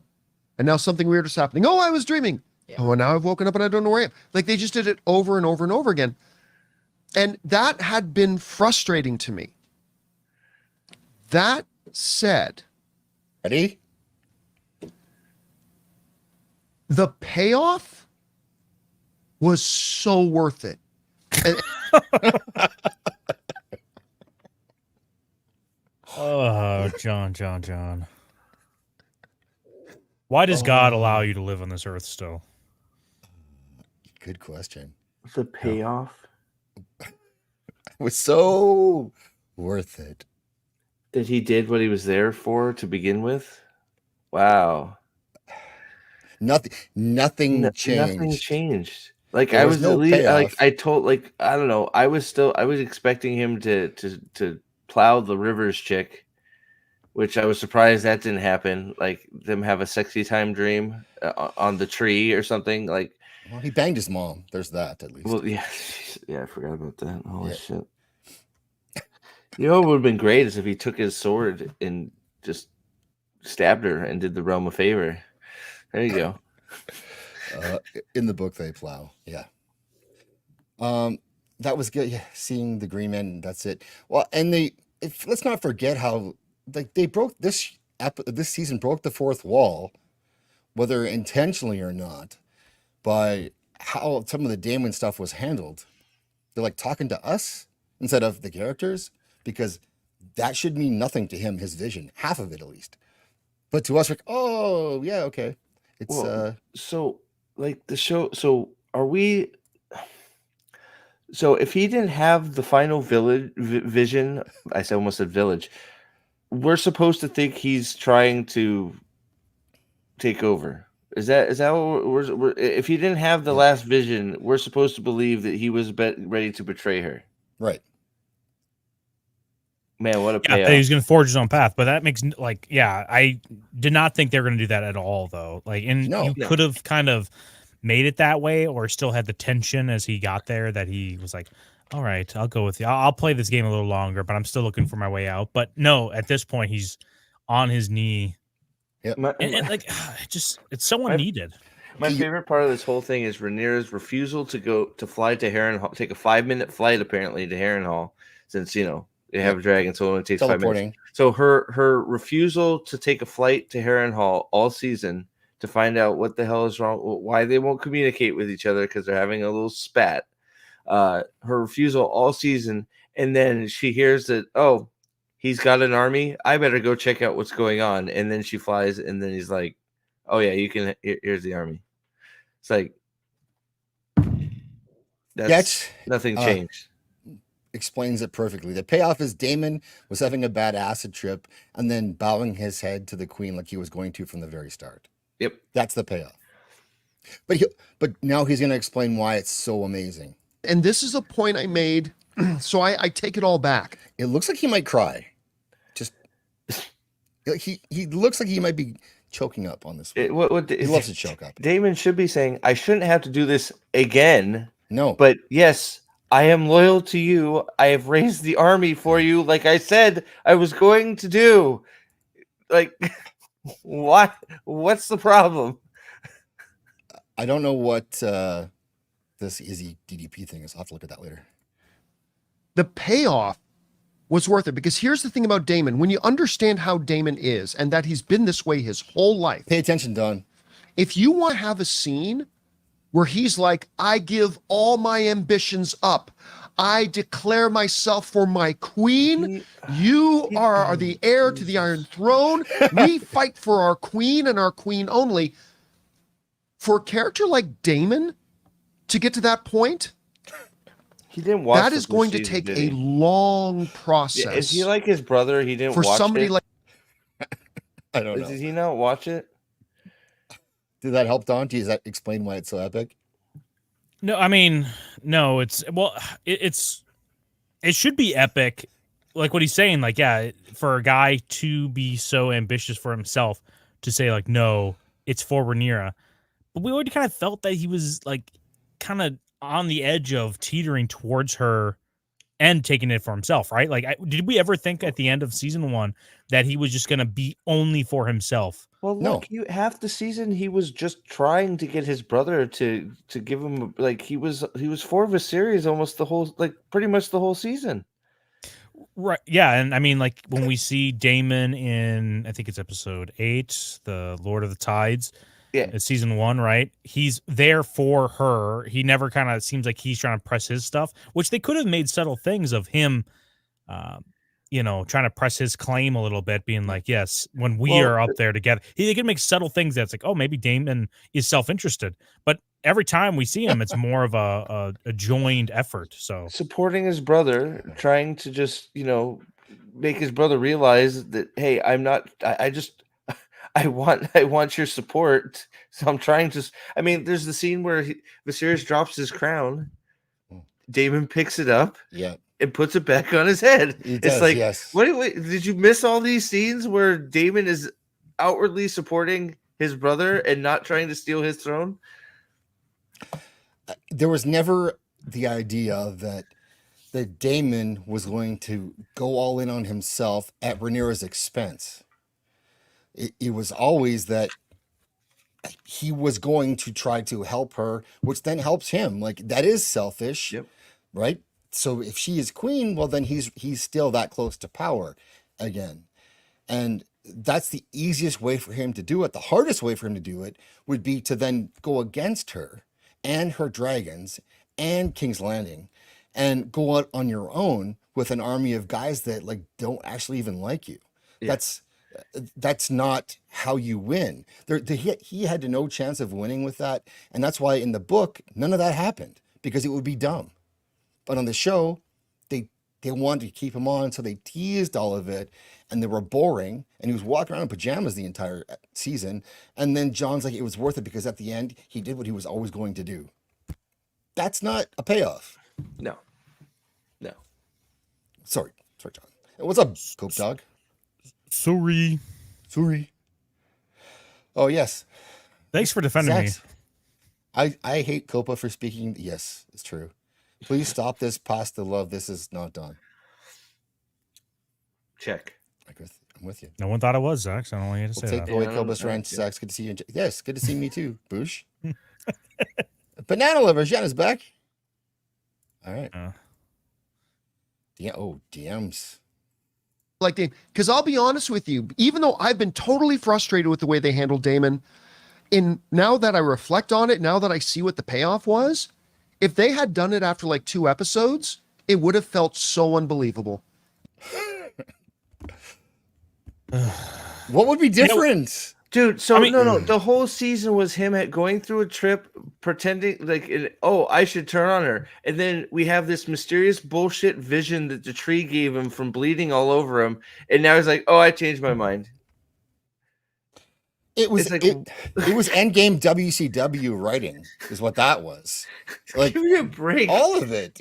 That was not a good. There was no payoff. That was not a good angle. There was nothing to it. And so 2 episodes would have been more than enough to have him go there, get the army he promised to get, and then go back to Rhaenyra because he never really left her. Look, if he went, got the army, then went back with his dragon, they would have King's Landing by now.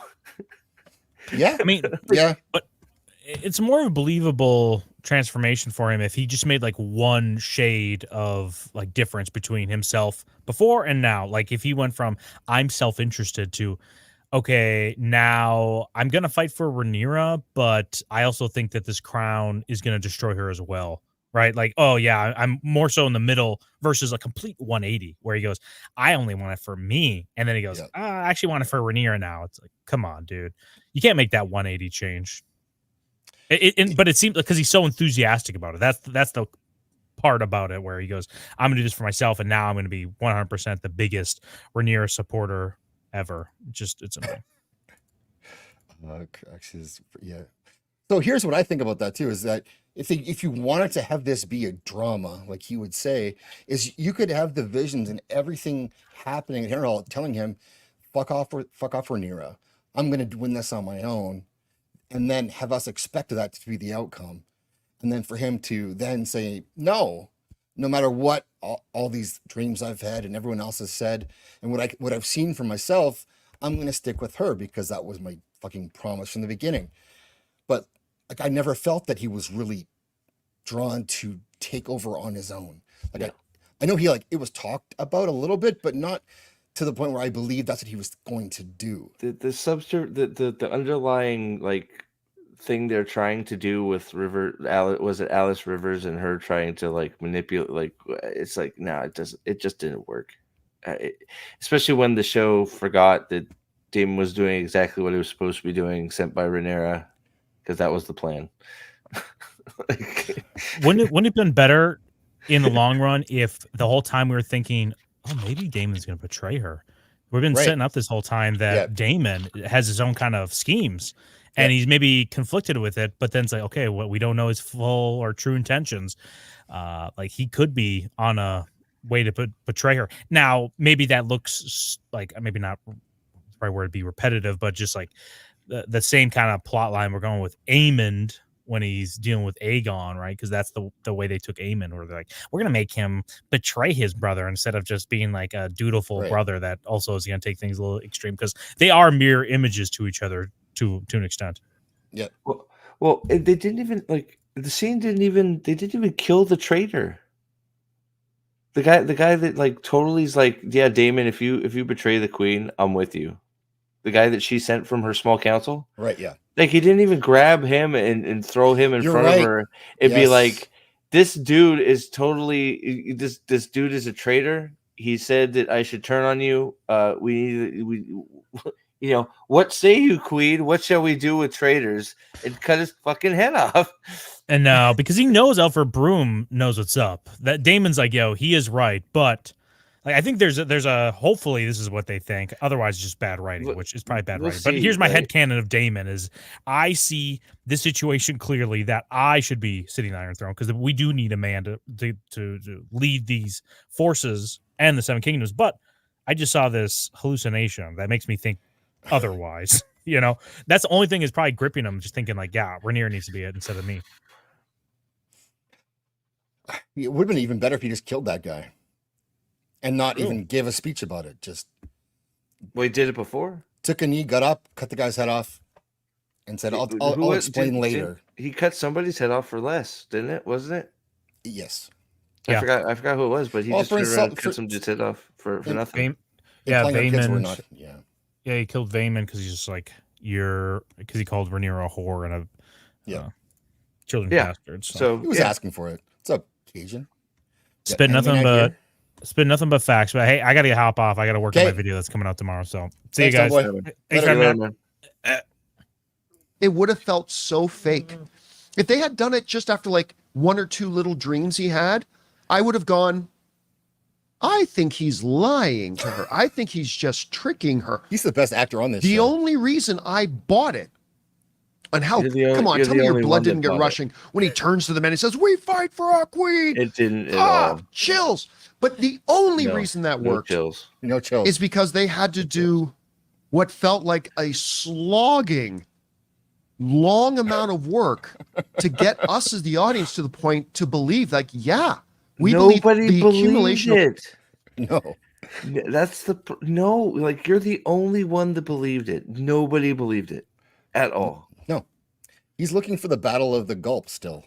The Gulp, yeah. Well, and then you had of course, we have to keep shoving the Song of Ice and Fire prophecy in there. So as soon as we dump that shit in there, it's like, oh, well, yeah, nothing's happening here. So yeah, it was that part of the show was so boring that if I could have fast forwarded it and watched it, because the audio shuts off when I do that, if I could have done that, I would have done that, because it's so boring. Of all these experiences have led to this. So while I have been complaining about it this whole time, I take it all back. I thought for me the payoff was worth it. So it was completely shit, but then they did one thing and it made it better. Yeah, it's like, this is the kind of guy who, when he was a kid, you could tell him, for 2 months for Christmas, you're only getting coal. You piece of shit. That's it, just coal. And then when you give him a shiny rock instead, he's so happy because, he's been thinking coal this whole time, and this is somewhat better than coal. And he's over the moon. The best Christmas ever. Thanks, Dad. I was like, yeah, all those scenes where he was tripping out, they were boring. They made no sense. But then he bent a knee and said some stuff, and it made it all good. It's like, did it though? Did it? Are you going to rewatch that stuff, John? Oh my god. Well, his brother isn't. We know his brother isn't. So he got chills from it. I mean, I think most people probably got eye rolls out of that. I rolled, yeah. My reaction was, oh, mission accomplished. He has an army for his queen. It's like, no shit. That's why he was there. Like, okay. John boy. The show forgets. You know what the payoff wasn't worth it for, though? What? I don't know her name. Daemon's other daughter. Daemon's youngest daughter. Oh yeah, was that the one that was searching for the? So he doesn't know the characters' names. I forget her name too, if I'm being honest. The youngest daughter that's looking for the dragon who mysteriously just Rhaena. Is it Rhaena? Yeah. There's too many. Like you got Rhaenys, Rayla. Rayla. Okay. Yeah. Like I forget. I know you got Bela is the older daughter. You got Jace. You got Rhaenyra. You got Rhaenys. Right. Andre. You got Andre too. Yeah. Yeah. Lavondre. That storyline is one of the worst things. Like. There's a wild dragon. That was bad. Yeah. There's a wild dragon out here. Oh, I need a dragon. I'm going to not watch the kids I was sent here to watch. I'm just going to go F off into the wilderness. I'm dying of thirst, so I'm drinking from the stream. Oh, it's a dragon. Happy days. It's like, what? Well, and that was someone else's storyline. So yeah. Somebody it's supposed to be Nettles who got cut, who is the one who wasn't like dragonborn or whatever you'd call it, but she actually like over time gained that dragon's trust by bringing it sheep. Yeah. And she was not noble at all, but through her wits, she became a dragon rider. Yep. So yeah, no, I know a lot of people were pissed at Nettles. I haven't read it, but that is a lot I've heard that Nettles was completely destroyed, not in it, gone. A lot of people not happy with that. Yep. But she's got what's the brother gonna say? What's the brother gonna say? I can't wait for his input. He's about to talk. Here we go. The dragon. The one going on her walkabout. Right. I don't know how many episodes they spend of her going. She's trying to talk, but no. I heard there's a dragon. The black chick almost got to talk there for a second. Yeah, I know, right? She's making all the proper faces though. She is. She's on side. To go for a walk in the woods, and I'm still walking in the woods. Holy fuck! And there were no woods. Look, I hear something, and like wait, hold on. Correct me if I'm wrong. She wasn't even walking in the woods. She was out on like the plains, on the hills. There were no woods. Yes, no, there's no woods. No. Okay, I know that's a little bit of a. It's in the Vale. She's in the Vale. There's no woods. She's just walking in. Justice for to get Nettles. that right. No, but this freeze frame is excellent. Yeah, true. That's how he spends his evenings. Absolutely. Yeah, his hands are at work too, using everything he can. Wolverine's got the right face back there too for it. Yeah, absolutely. Thing that just dragged on and on and on, and like I was expecting, like Daemon, we got this huge payoff with this great reunion with Rhaenyra and him devoting himself to her, and we fight for our queen. Devoting herself is also not the right term, but go on. I was expecting that same kind of thing with her. Yeah. Like I was expecting her to find this dragon, approaching it, and then the dragon, sensing this is my rider, and what is this? How to Train Your Fucking Dragon? Yes. Jesus Christ! Is that what this is turning into? Fucking Hiccup and How to Train Your Dragon. All you gotta do is walk up and put your hand on their nose, and they're your friend for life. Is that what we're doing now? Yep. Yeah, we are. Jesus. Yeah, devoting. It's whatever, and then her mounting the dragon and flying. That's worse. The dragon should have ate her. Yeah. Well, why does he think that that's what should have happened? He doesn't. He has not read the book, so he wouldn't know what happens with the dragon. Well, and he doesn't know there's going to be a dragon. He's bullshitting that that was boring and the payoff was what it was, but like he was not waiting to see the build of how that would be paid off. It was her riding this fucking dragon. It's like why just real quick before, because we could go down this rabbit hole. What has that character done that makes her worthy of a fucking dragon? She's whined. She's cried. The other dragons didn't want anything to do with her because she sucks. Rhaenyra says, "Can you go please do one of the most important things you could ever? You're in charge of watching the possible future heirs to my kingdom, my sons. Can you please take care of them? Oh, and here's 3 dragon eggs to take care of. Like, so I need you for an important, this is very important. Can you please do this?" She whines about that whole thing. Then she abandons her task to wander about on a bunch of hills and finds a dragon. And we're supposed to be like, oh, cool. She should bomb that thing and write it. Like, why? It's like he's talking about it as though it was like an old school Lassie movie where like Lassie and like his owner are reunited somehow and they run to each other and it's like this great experience after Lassie gets Timmy out of the well the 3rd time. But that's not what this was at all. And it's crazy. And it's not what it should have been. If they followed the books, it would have taken much longer. It would have been Nettles. And Nettles was actually a black character in the book. And so they cut the black character and made a character black then take her job. Wow. Yeah. They took our jobs. That's South Park too. He must like that one. Yeah, that's true. A woman did write this. Sarah Hess did write this.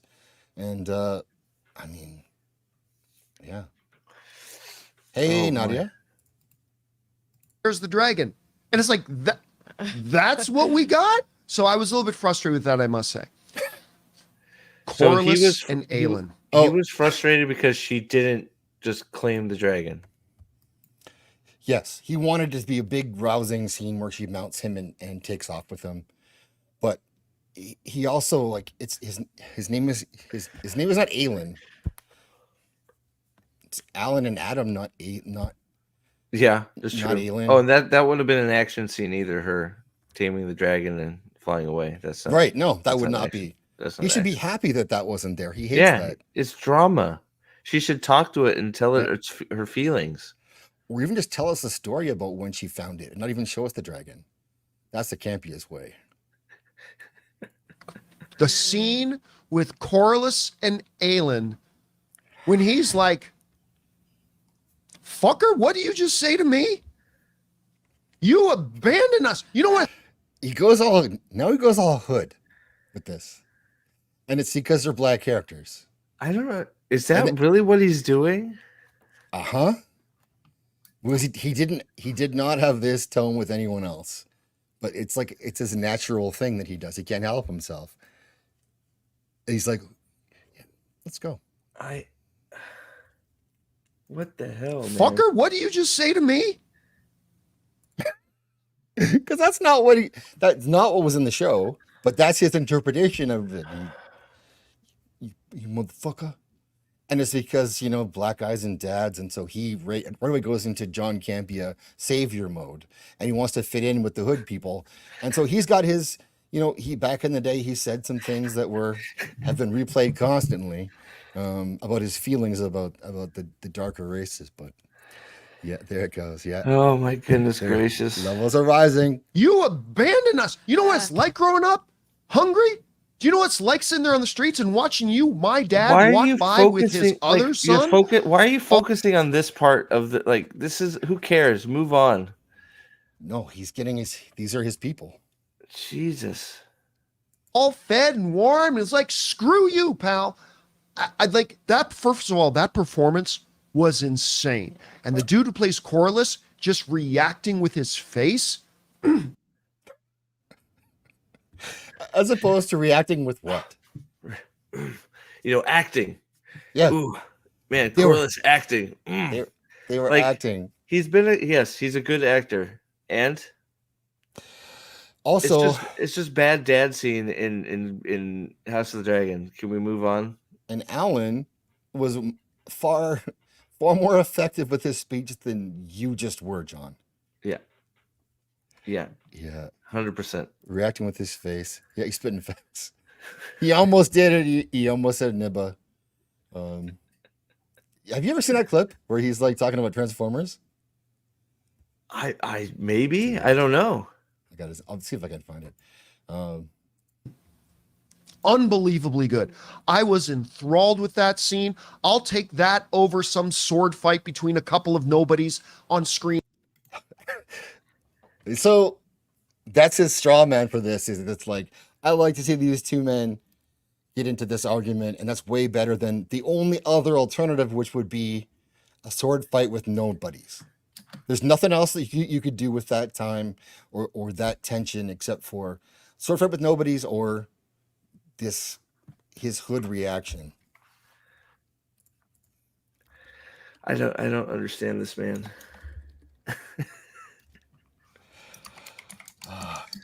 Yes, yeah, he has feelings about. He said some things that not super great. He left it up actually. I think there it is. Hold on. I just. Oh, you found the clip? Yeah. Is that it?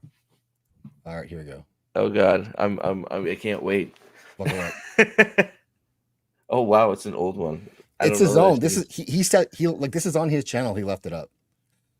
That they are the new Jar Jar Binks. They are the most stereotypically racist characters I've seen on screen in a long time.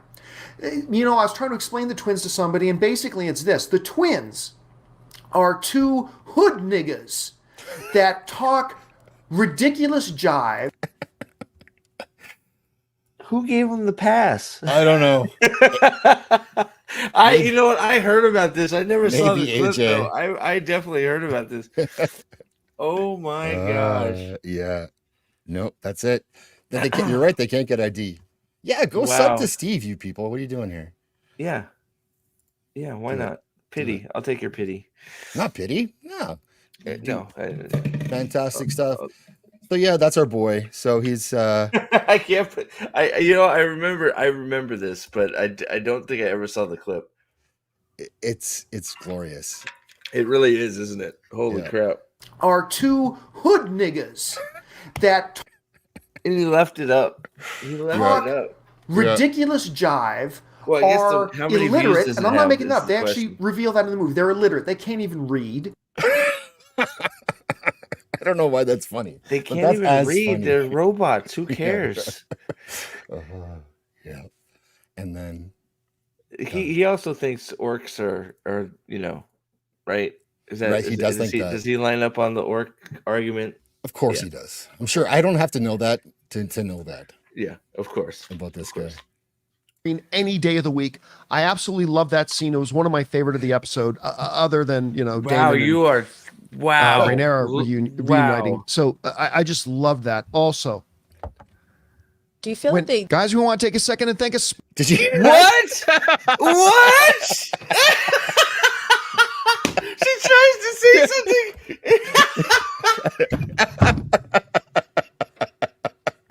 What a fucking asshole, man. Yeah. Like she tries to get a word. It's like sponsor. Shut up, pleb. I gotta get my sponsor in. Oh, how does Zach's not have a sponsor if this guy can get I want Come on. to. So what makes it's so perfect because he just finished with his whole virtue signaling about these black people. I didn't even think about that. It makes it even worse. And she's like, "Can I talk now?" And he's like, "No." He's like, you gotta respect, people of color. Hey, I have manscapes. Oh God, he's so great, really. Other than Daemon and Manscaped commercial. Rhaenyra reuniting. So I just love that. Also, do you feel like they guys? We want to take a second and thank a sponsor of today's episode, Manscaped. Sizzle. You think he plans this shit like this?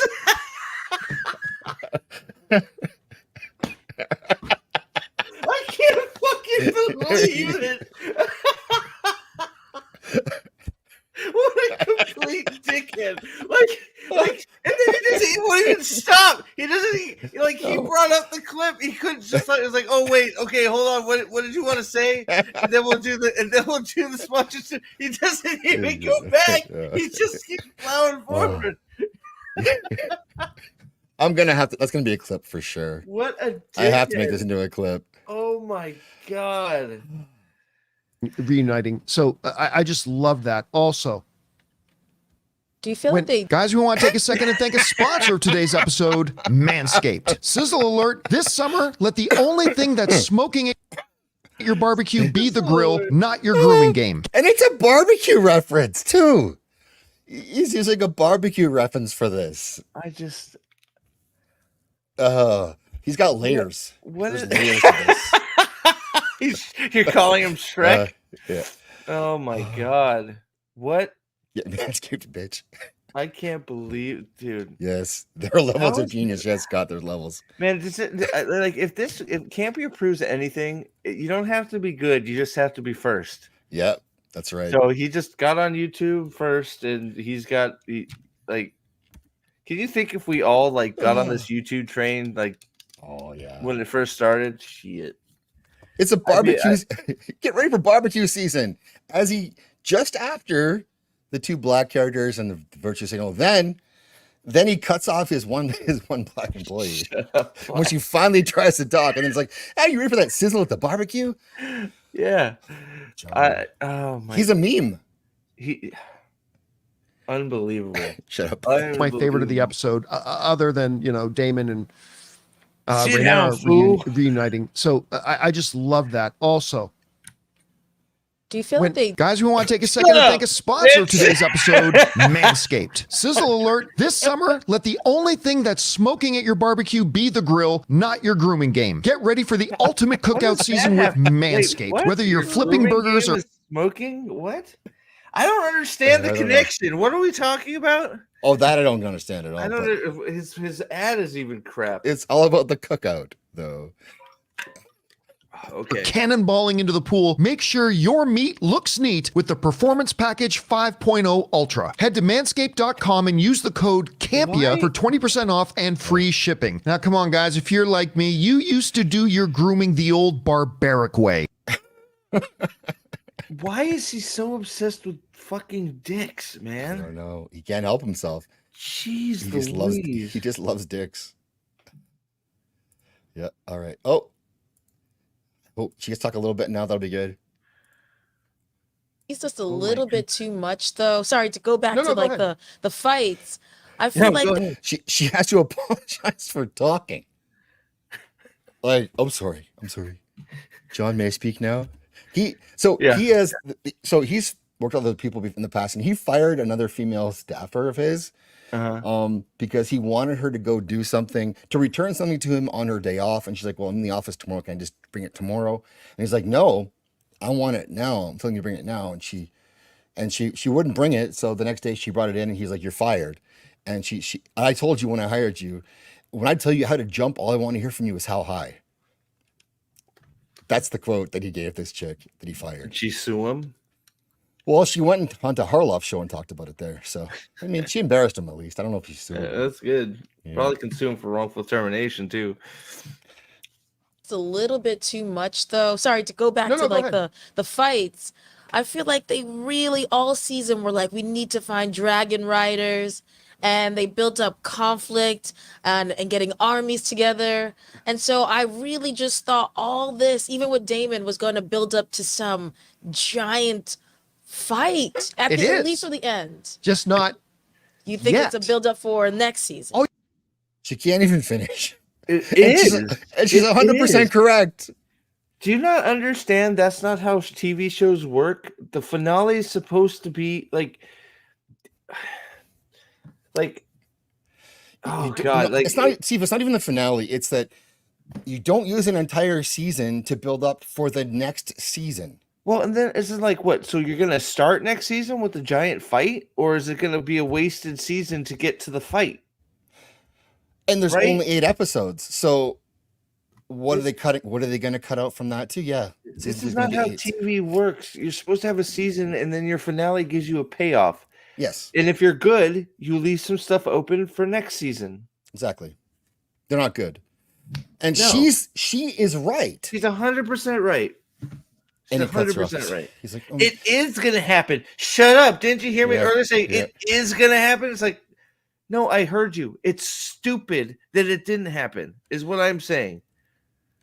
That look on his face is, I know I shouldn't let you talk. She's like, I'm gonna fire you so fucking fast.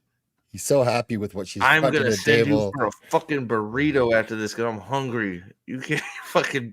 Why are you making me look like an idiot right now? Yep. Shit. Look at him. He's so happy that she's on his team. He's so look at mad how great I am. He is so mad. Like That's he's so like. virtuous. I wonder if his temple, like that vein in his temple, is throbbing. At least for the end. Just not. You think it's a build up for next season? Oh yes, because that's the other thing about Game of Thrones, right? Yeah. All Game of Thrones shows, all seasons. He puts him right back on solo cam, and he's gonna explain to her about Game of Thrones. So all Game of Thrones shows, you mean the two of them? Game of Thrones and House of the Dragon. Okay. Yeah. Continue, dumbass. Not you, obviously. Of Game of Thrones shows are the penultimate episode, the second to last episode, is almost always the episode where big events happen. Yeah. And then the finale of the seasons are usually setting the table, tying up some loose ends, and setting the table. So this is wrong. This is the next. Blackwater Bay was definitely the finale, correct? I don't remember. It might have been the second last. There was no big event at all, except unless you count episode 4. So I'm trying to get the episode list because it's like the beheading of Ned Stark, that wasn't a big thing. Don't worry about that. That didn't. Yeah, that wasn't big. So let's see here. So episode 10, that was wait, what the hell? So I'm trying to see what let's see here. What's the hands? 6 classic seasons, yeah. Oh, Candace Owens. Yeah, she should be grifting. I'm trying to figure out, like, I don't know. I'd have to go look to see what the finales were, but the point is they were still there, even. Right, they were. Yeah. Even if it was the penultimate episode, there was an big action, like an incident. There was some sort of incident every season. You're right. Conflict and resolution usually is how it would go. So not nothing and then set up. Season. That's what the Game of Thrones series did. Mansplaining herself. That's what this one did. Like, the season. Remember, season 1 just ended with. What's that? Didn't season 1 end with a? What? God, how did season 1 of House of the Dragon end? Well, Ned lost his head. No, House of the Dragon. Oh, sorry. How did season 1 of House of the Dragon end? I'm drawing a fucking blank here. Shit. It was the death of the series, right? It was Luke. Luke died. Aemond ate Luke. Okay. With Vhagar, and that was after Rhaenyra sent him out to try to get allies, which the Baratheons, and he on the way back he got eaten. So you have the ending of House of the Dragon itself. You have the death of Viserys. You have now Alicent is now going to fight for claim of the throne, and then you have Aemond go, and the final scene is Aemond killing one of the Rhaenyra's sons in an action scene. Yes, exactly. Yeah. which was an oh my god moment. Yeah, right? So it's like, yeah, nothing happened. I think at the same time they also revealed that that Laenor isn't dead. And then of course before that we had Dummy with her dragon coming up from the dragon pit, and that dragon pit. The dragon pit scene was the final episode too, right? Where she got the dragon and came out and didn't kill everybody. It might have been the episode before. I don't. It could have been the finale. Yeah. Anyways, this guy's a moron. With oh shit, Aemond killed her kid. Yeah. It didn't end with the repercussions of that. It didn't end with the reaction. It ended with that. It just sets the table for season 2. And with this, all the pieces are now moving.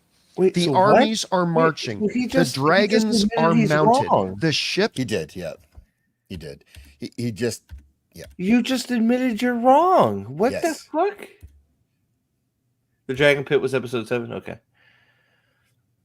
Here we So go. isn't this whole thing him saying that the seasons don't always end with an action an action incident?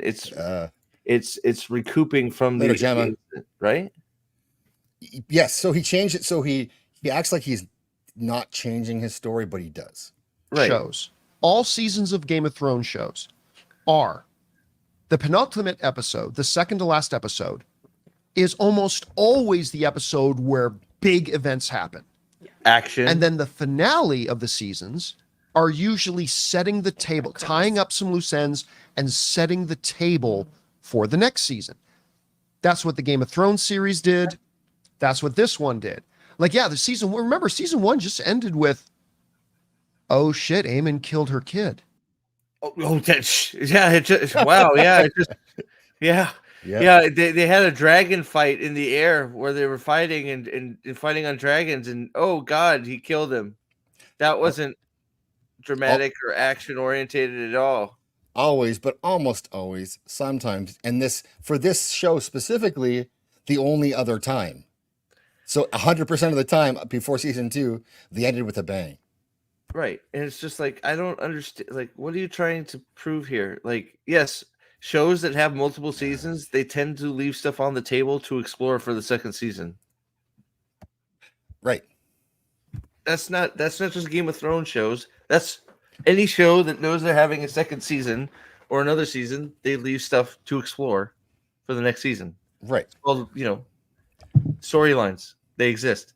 But there's only 2 seasons of the show, and the first one ended with a bang. Right, exactly. Which he forgot about, and then this one ended with nothing. And so to excuse that, he's tying it back to a different show that also doesn't always meet that. Yeah, exactly. So he's said both things now. Yeah. And he won't let the black chick talk.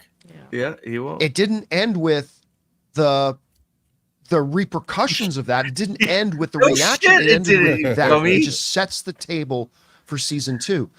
And with this, all the pieces are now moving.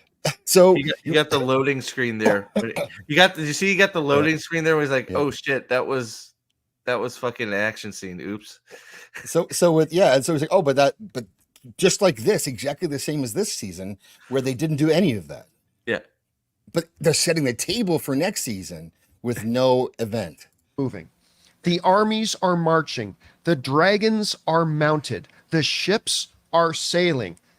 What are you talking about? The king, Aegon, is fleeing. He realized, that was I love that. He didn't realize anything. Larys said, you got to go. Yep.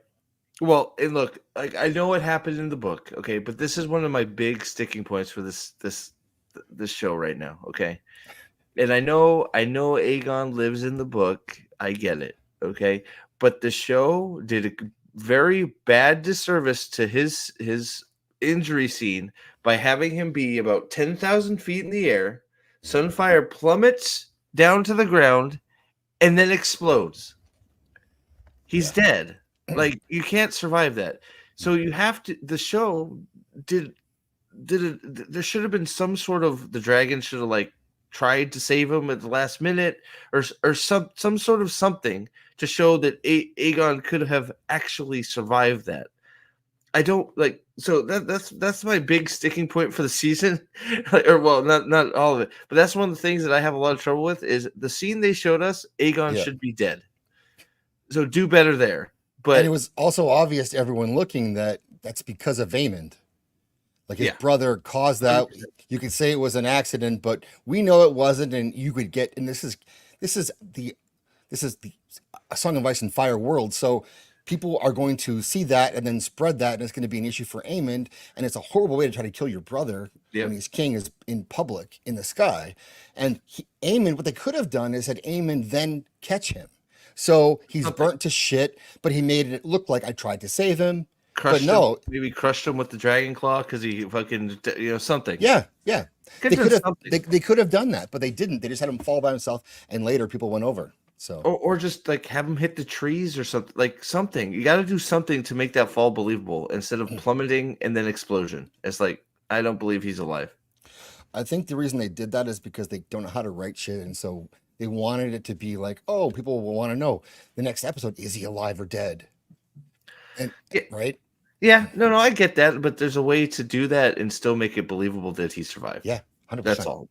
I have, so I don't know. That one conversation between him and Larry's. What's that? Larry's. That's right. Like he doesn't know the characters, doesn't know their names. I wish doesn't he get really their motivations. He has not watched. I don't even know if he's watched this season. I really wish he said Larry. That would have been so good. It would have been Larry. Yeah. Larry's where it's like, Larry's. I'm just thinking to himself, dude, you're still the king. Just tell your guards the moment Aemond shows up. Gooch. Throw this little shit of a brother of mine in jail. But then Larry's brings up the greatest point. He goes, and then who rides Vhagar? You put your brother in jail, we're screwed. Our number one weapon is the biggest dragon in the world. And if you throw your brother in jail, we got nothing. So I love that they set that up so it ends with him on the run. I'll tell you what, I think he doesn't know what he's going to say next often. It doesn't sound like it. He doesn't know where he's going from here. He has no idea. Thought it was wonderful. I thought it was really wonderful. And then again, to this other great scene where Alicent shows up to Dragonstone. Fuck. Oh, God. The worst. This almost kills the show. Really wonderful scene where Alicent pledges to kill her son. Her whole reason for being and everything she's ever done is to protect her children and her grandchildren, and that's the only reason that Team Green is in this fight. That's been her motivation the entire time. So not only can she apparently sneak out of King's Landing and then into Dragonstone with someone eventually seeing her but not reacting to her, and then sneak back into King's Landing without anyone knowing. Yes, I know she talked to the Grand Maester one time. I don't know what power she has to teleport her or hide her. And how long would it take for her to do that? Was it on a boat? Idling outside on a dragon waiting for her? Like, what were we doing here? Yeah, idea. Time bears nothing in this show. Again, you got Daemon making a trip to King's Landing in a day, whereas it takes Rhaenyra 3 days. We're sneaking into strongholds that are supposed to be locked down because of reasons. Alicent, it's completely Alicent's fault that Aemond is crippled because she had Rhaenyra dead to rights in the Sept and decided to let her go instead of have her captured. So everything that happens to your sons from there on out is your fault because you didn't capture her. And then we can just, queens can just, sneak into places and have conversations without repercussions. During which she gives up all of her kids. Yep. Except for one. Helena, like, please don't kill my one kid. And there's no reason to think that there's any way she could pay this promise off anyway. Like, what do you mean you're going to show up at King's Landing? I'll make sure that everything's out of the way. How are you going to do that? Yeah, you've shown you have no power. Right. All you've shown is you have no power. Everything that you said you're going to do, you haven't. You can't. And you've lost complete control. You have no control over anything. Right. Yeah. It's crazy. It's sad, really. And they have their conversation. And even though we've seen that Alicent realizes she was wrong, it's the first time we get to hear her say, I was wrong. I thought the king wanted this. And it wasn't until that other conversation that they had when she learned about the Song of Fire and Ice, that she's like, that oh shit moment. It's like, I did all this. I did all this. You're just talking about the burnt print. What's the burnt print? The what? What's the burnt? They're talking about the burnt prince. Well, he's a king, but what's the burnt prince's name? That's king's name. Aegon. Aegon. Yeah. He always seemed to me to be. This guy didn't watch the show either. He didn't watch Game of Thrones or this. No. Why is he here? I don't know. Oh, because he's it's nepotism. That's why. Oh my god. He promised his wife that he would employ her brother, and he can't be bothered to do his job. So, Oh my god. I guess it's tough. How has he talked that much more than her, by the way? Well, because he's allowed to talk. Yeah, true. Zip it. Shit. Manscaped. Making decisions like quick decisions off of his emotions. Oh yeah. And it hasn't served him well. It's made him look like a fool. For him to run away and let everything that has happened just percolate, and for him to not make any quick decisions, and for him to just like let it all sink in, it's scary to think how he's gonna come back next season. Yeah, because that little dumb, snotty kid. Well, that's a good pause. That's a great pause. Shut up, Whites. Yeah, I know. Racism. I put Steve's link in the chat, so please go subscribe to Steve if you're here. Come back, a fierce, like a real. I'm scared because I was already scared of the patch, the guy with the patch. Aemond. I'm sorry, Aemond. I was already scared of the guy with the patch, but also the burnt prince. Jesus Christ, my dude. Did you not know this is what was going to be covered? Did not do his homework. Jesus. What? Patch, I was scared of Patch and then Burn Prince. Patch and Burn Boy with the lady girl and the dragon thing. Yep. Fought the yellow haired with the guy with the sword. It's like, what? At least have it, all you have to do is have IMDb open, probably. That would cover the you. main characters, my dude. Like, what are you doing? Are there any characters you know? Yes, that's the better question. Yeah. But this brother can come back and become more scarier. You mean the king? Than Aemond? Than Aemond. Well, remember, in the... No, he can't. He has no dragon right now. What lends you to believe that the fleeing king that has nothing, including apparently Sunfyre's alive, I guess. I don't know.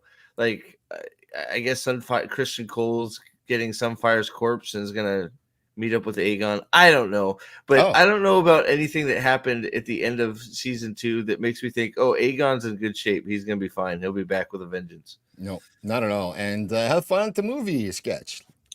I'll watch. Look for your review, which you should do if you're not gonna. I may go try and see that myself after. It's more scarier. Week is on. Is it? It might be. Yes. It could be more scarier, according to John Campea's brother-in-law. I don't know if you saw, but at the end of every episode they do a little making of this episode thing. Mm-hmm. But they're talking to the actor who plays Aegon, and he says, "We'll see who's the last one standing." Yeah, so he ain't done. There's books, dude. He's not the last one standing either, so it's okay. Yeah, we know who. Yeah, it's not that much. It's not even a big book. No. We know he's not the last one standing either. So, how do you make those comments? Like, oh god, this guy. The guy I laughed at, the little punk. Who's becoming a little punk? The dragon attack. Who's becoming a little. Rhaenyra's son. Rhaenyra's son. They almost let the chick talk again. Almost. I want to bitch flap the brown hair off the head. Why? Because he's the only one that makes sense in the whole show. Because Jace is the only one that makes actual fucking sense in the whole goddamn show. And he's horrifically miscast, so you think he's a little punk because that's how they cast this show. Because he's supposed to be like 6'3".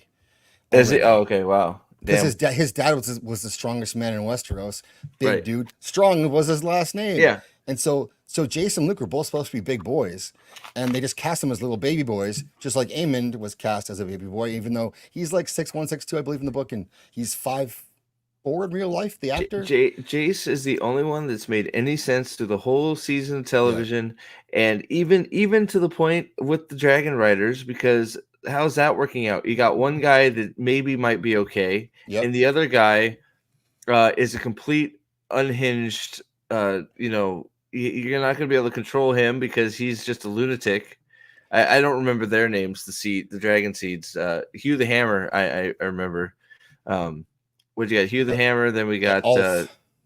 Ulf. Yeah. Ulf's the guy that's going to be uncontrollable and just So like. he was right. Like Jace was right. Whether you like it or not, he was right. Again, like Jace is just the only one that's right all the time. I want to see if he lets her talk again. I'm curious. It doesn't look like it. No. Well, okay, that leads me to another thing that really bothers me. She almost talked. Did you see that? Yeah, I did. She's trying to. Like, shut up. These past episodes. Well, okay, that leads me to another thing that really bothers me. And it's not necessarily House of the Dragon. Poor girl. Silencing black voices. Yeah. All she can get in is that's it. Yeah. The views for this. Yeah, I can. The views for this video. Sure. I think we'll wrap it at that. That's the best of it anyway. 31K views for his channel. 1.1K up. Not going down. His views keep dropping. He tells people to unsub from him, and this is kind and they listen. Awesome. Yeah, this is kind of why. Yeah, we'll keep unsubbing because he's an idiot. He is, but who's not an idiot is you. Oh, hey, me. Thanks. Yeah. Tell people what you do and how they can find you. Oh, lately I've been covering a lot of well, I always cover Wheel of Time, one of the most terrible, if not the most terrible fantasy show ever made on TV on Amazon. But I'll be covering. I cover fantasy stuff, so like this Rings of Power, I'm going to be covering a lot of book talk, talking about Brandon Sanderson and things he's doing, and just a little bit of everything. But mostly fantasy oriented. I'm getting back into trying to do some more movie reviews and trailer reacts and stuff like that. But just generally talking about sort of everything. So sometimes some gameplay. I'm looking forward to Wukong. That game looks fucking badass. So get a little bit of everything, mostly fantasy stuff, but yeah. So and if you watch Steve play games, there's always lore that comes out of that. Oh, there's always always funny. Yeah, the Donut Squad sort of is still sitting there somewhere. So we're waiting for you, to come back to us. Well, I got to get some mornings off, but So thanks, Steve. man. Steve and I are like Lady Hawk. We just can't quite meet up because schedules are just a mess, and so this was we could put this together. It took us like 2 weeks. To do this, so it was awesome. I'm lucky to get to have you back here, and I appreciate hanging out with you, and Yeah, I know it's like two weeks and like months before between that because it's like oh, we need to do so. I was like, yes, we do, and it's like fuck, like schedules don't match like never. So it was really good, dude. What time do you work next Friday? That's the conversation. So next Friday, because it's always different. It's always different for me. So yeah, I would love to get on a fucking normal schedule, but I'm glad we made it happen. It was fun.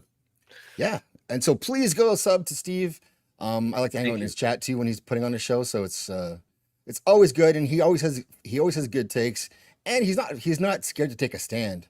So he puts it out there. If you believe something, he's not a John Campea who's gonna like, well, I love this, but he doesn't do that. He goes full speed ahead, and he's the leading. I guess you're probably the leading authority on Wheel of Time. You and the White Cloaks. Yeah, I guess. I guess for the negative view, the truth about it, non-shill channels, I guess between the two of us, probably, we have the biggest following. But I mean, somebody's got to talk about it. That shit show. So I guess it's me and them, of course. Yeah. So look, one of the things I've always said, and we've talked about too, is I'm not going to tell you not to like something. If you like something, that's cool. But just because you like something doesn't mean it's good. Yeah, he's my Michelle Pfeiffer for sure. Oh, okay. Well, hey, that warms my heart. I could be Michelle. That's okay. That's a compliment, I think. That's glorious. Yeah. Absolutely. Yeah. Ooh, yeah. All right. Thanks, guys, for hanging out with us. Thanks, chat. Thanks, Steve. Thank you, Gemma. On your feet, chat. You know the drill. I'm gonna give it to you. What you've wanted all day. Well, you've hung out this long for 2.5 hours, as you want this. So please respect it. Yeah.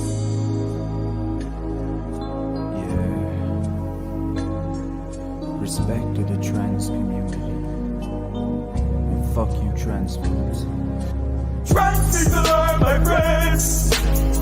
Transphobes gon' catch these hands. Trans people are my my friends. So respect them, but we're going in. Trans people are my friends. Trans folks come catch these hands. Trans people are my friends. So respect them, but we're going in. Trans folks, show your fucking out. I'll knock you out. I'll knock you out.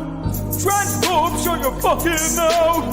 I'll knock you out. You better watch out. Trans people are my friends. Trans folks come catch these hands. Trans people are my friends. So respect them, but we're going in. Trans people are my friends. Trans folks come catch these hands. Trans people are my friends. So respect them, but we're going in. Trans people are my friends. Everyone.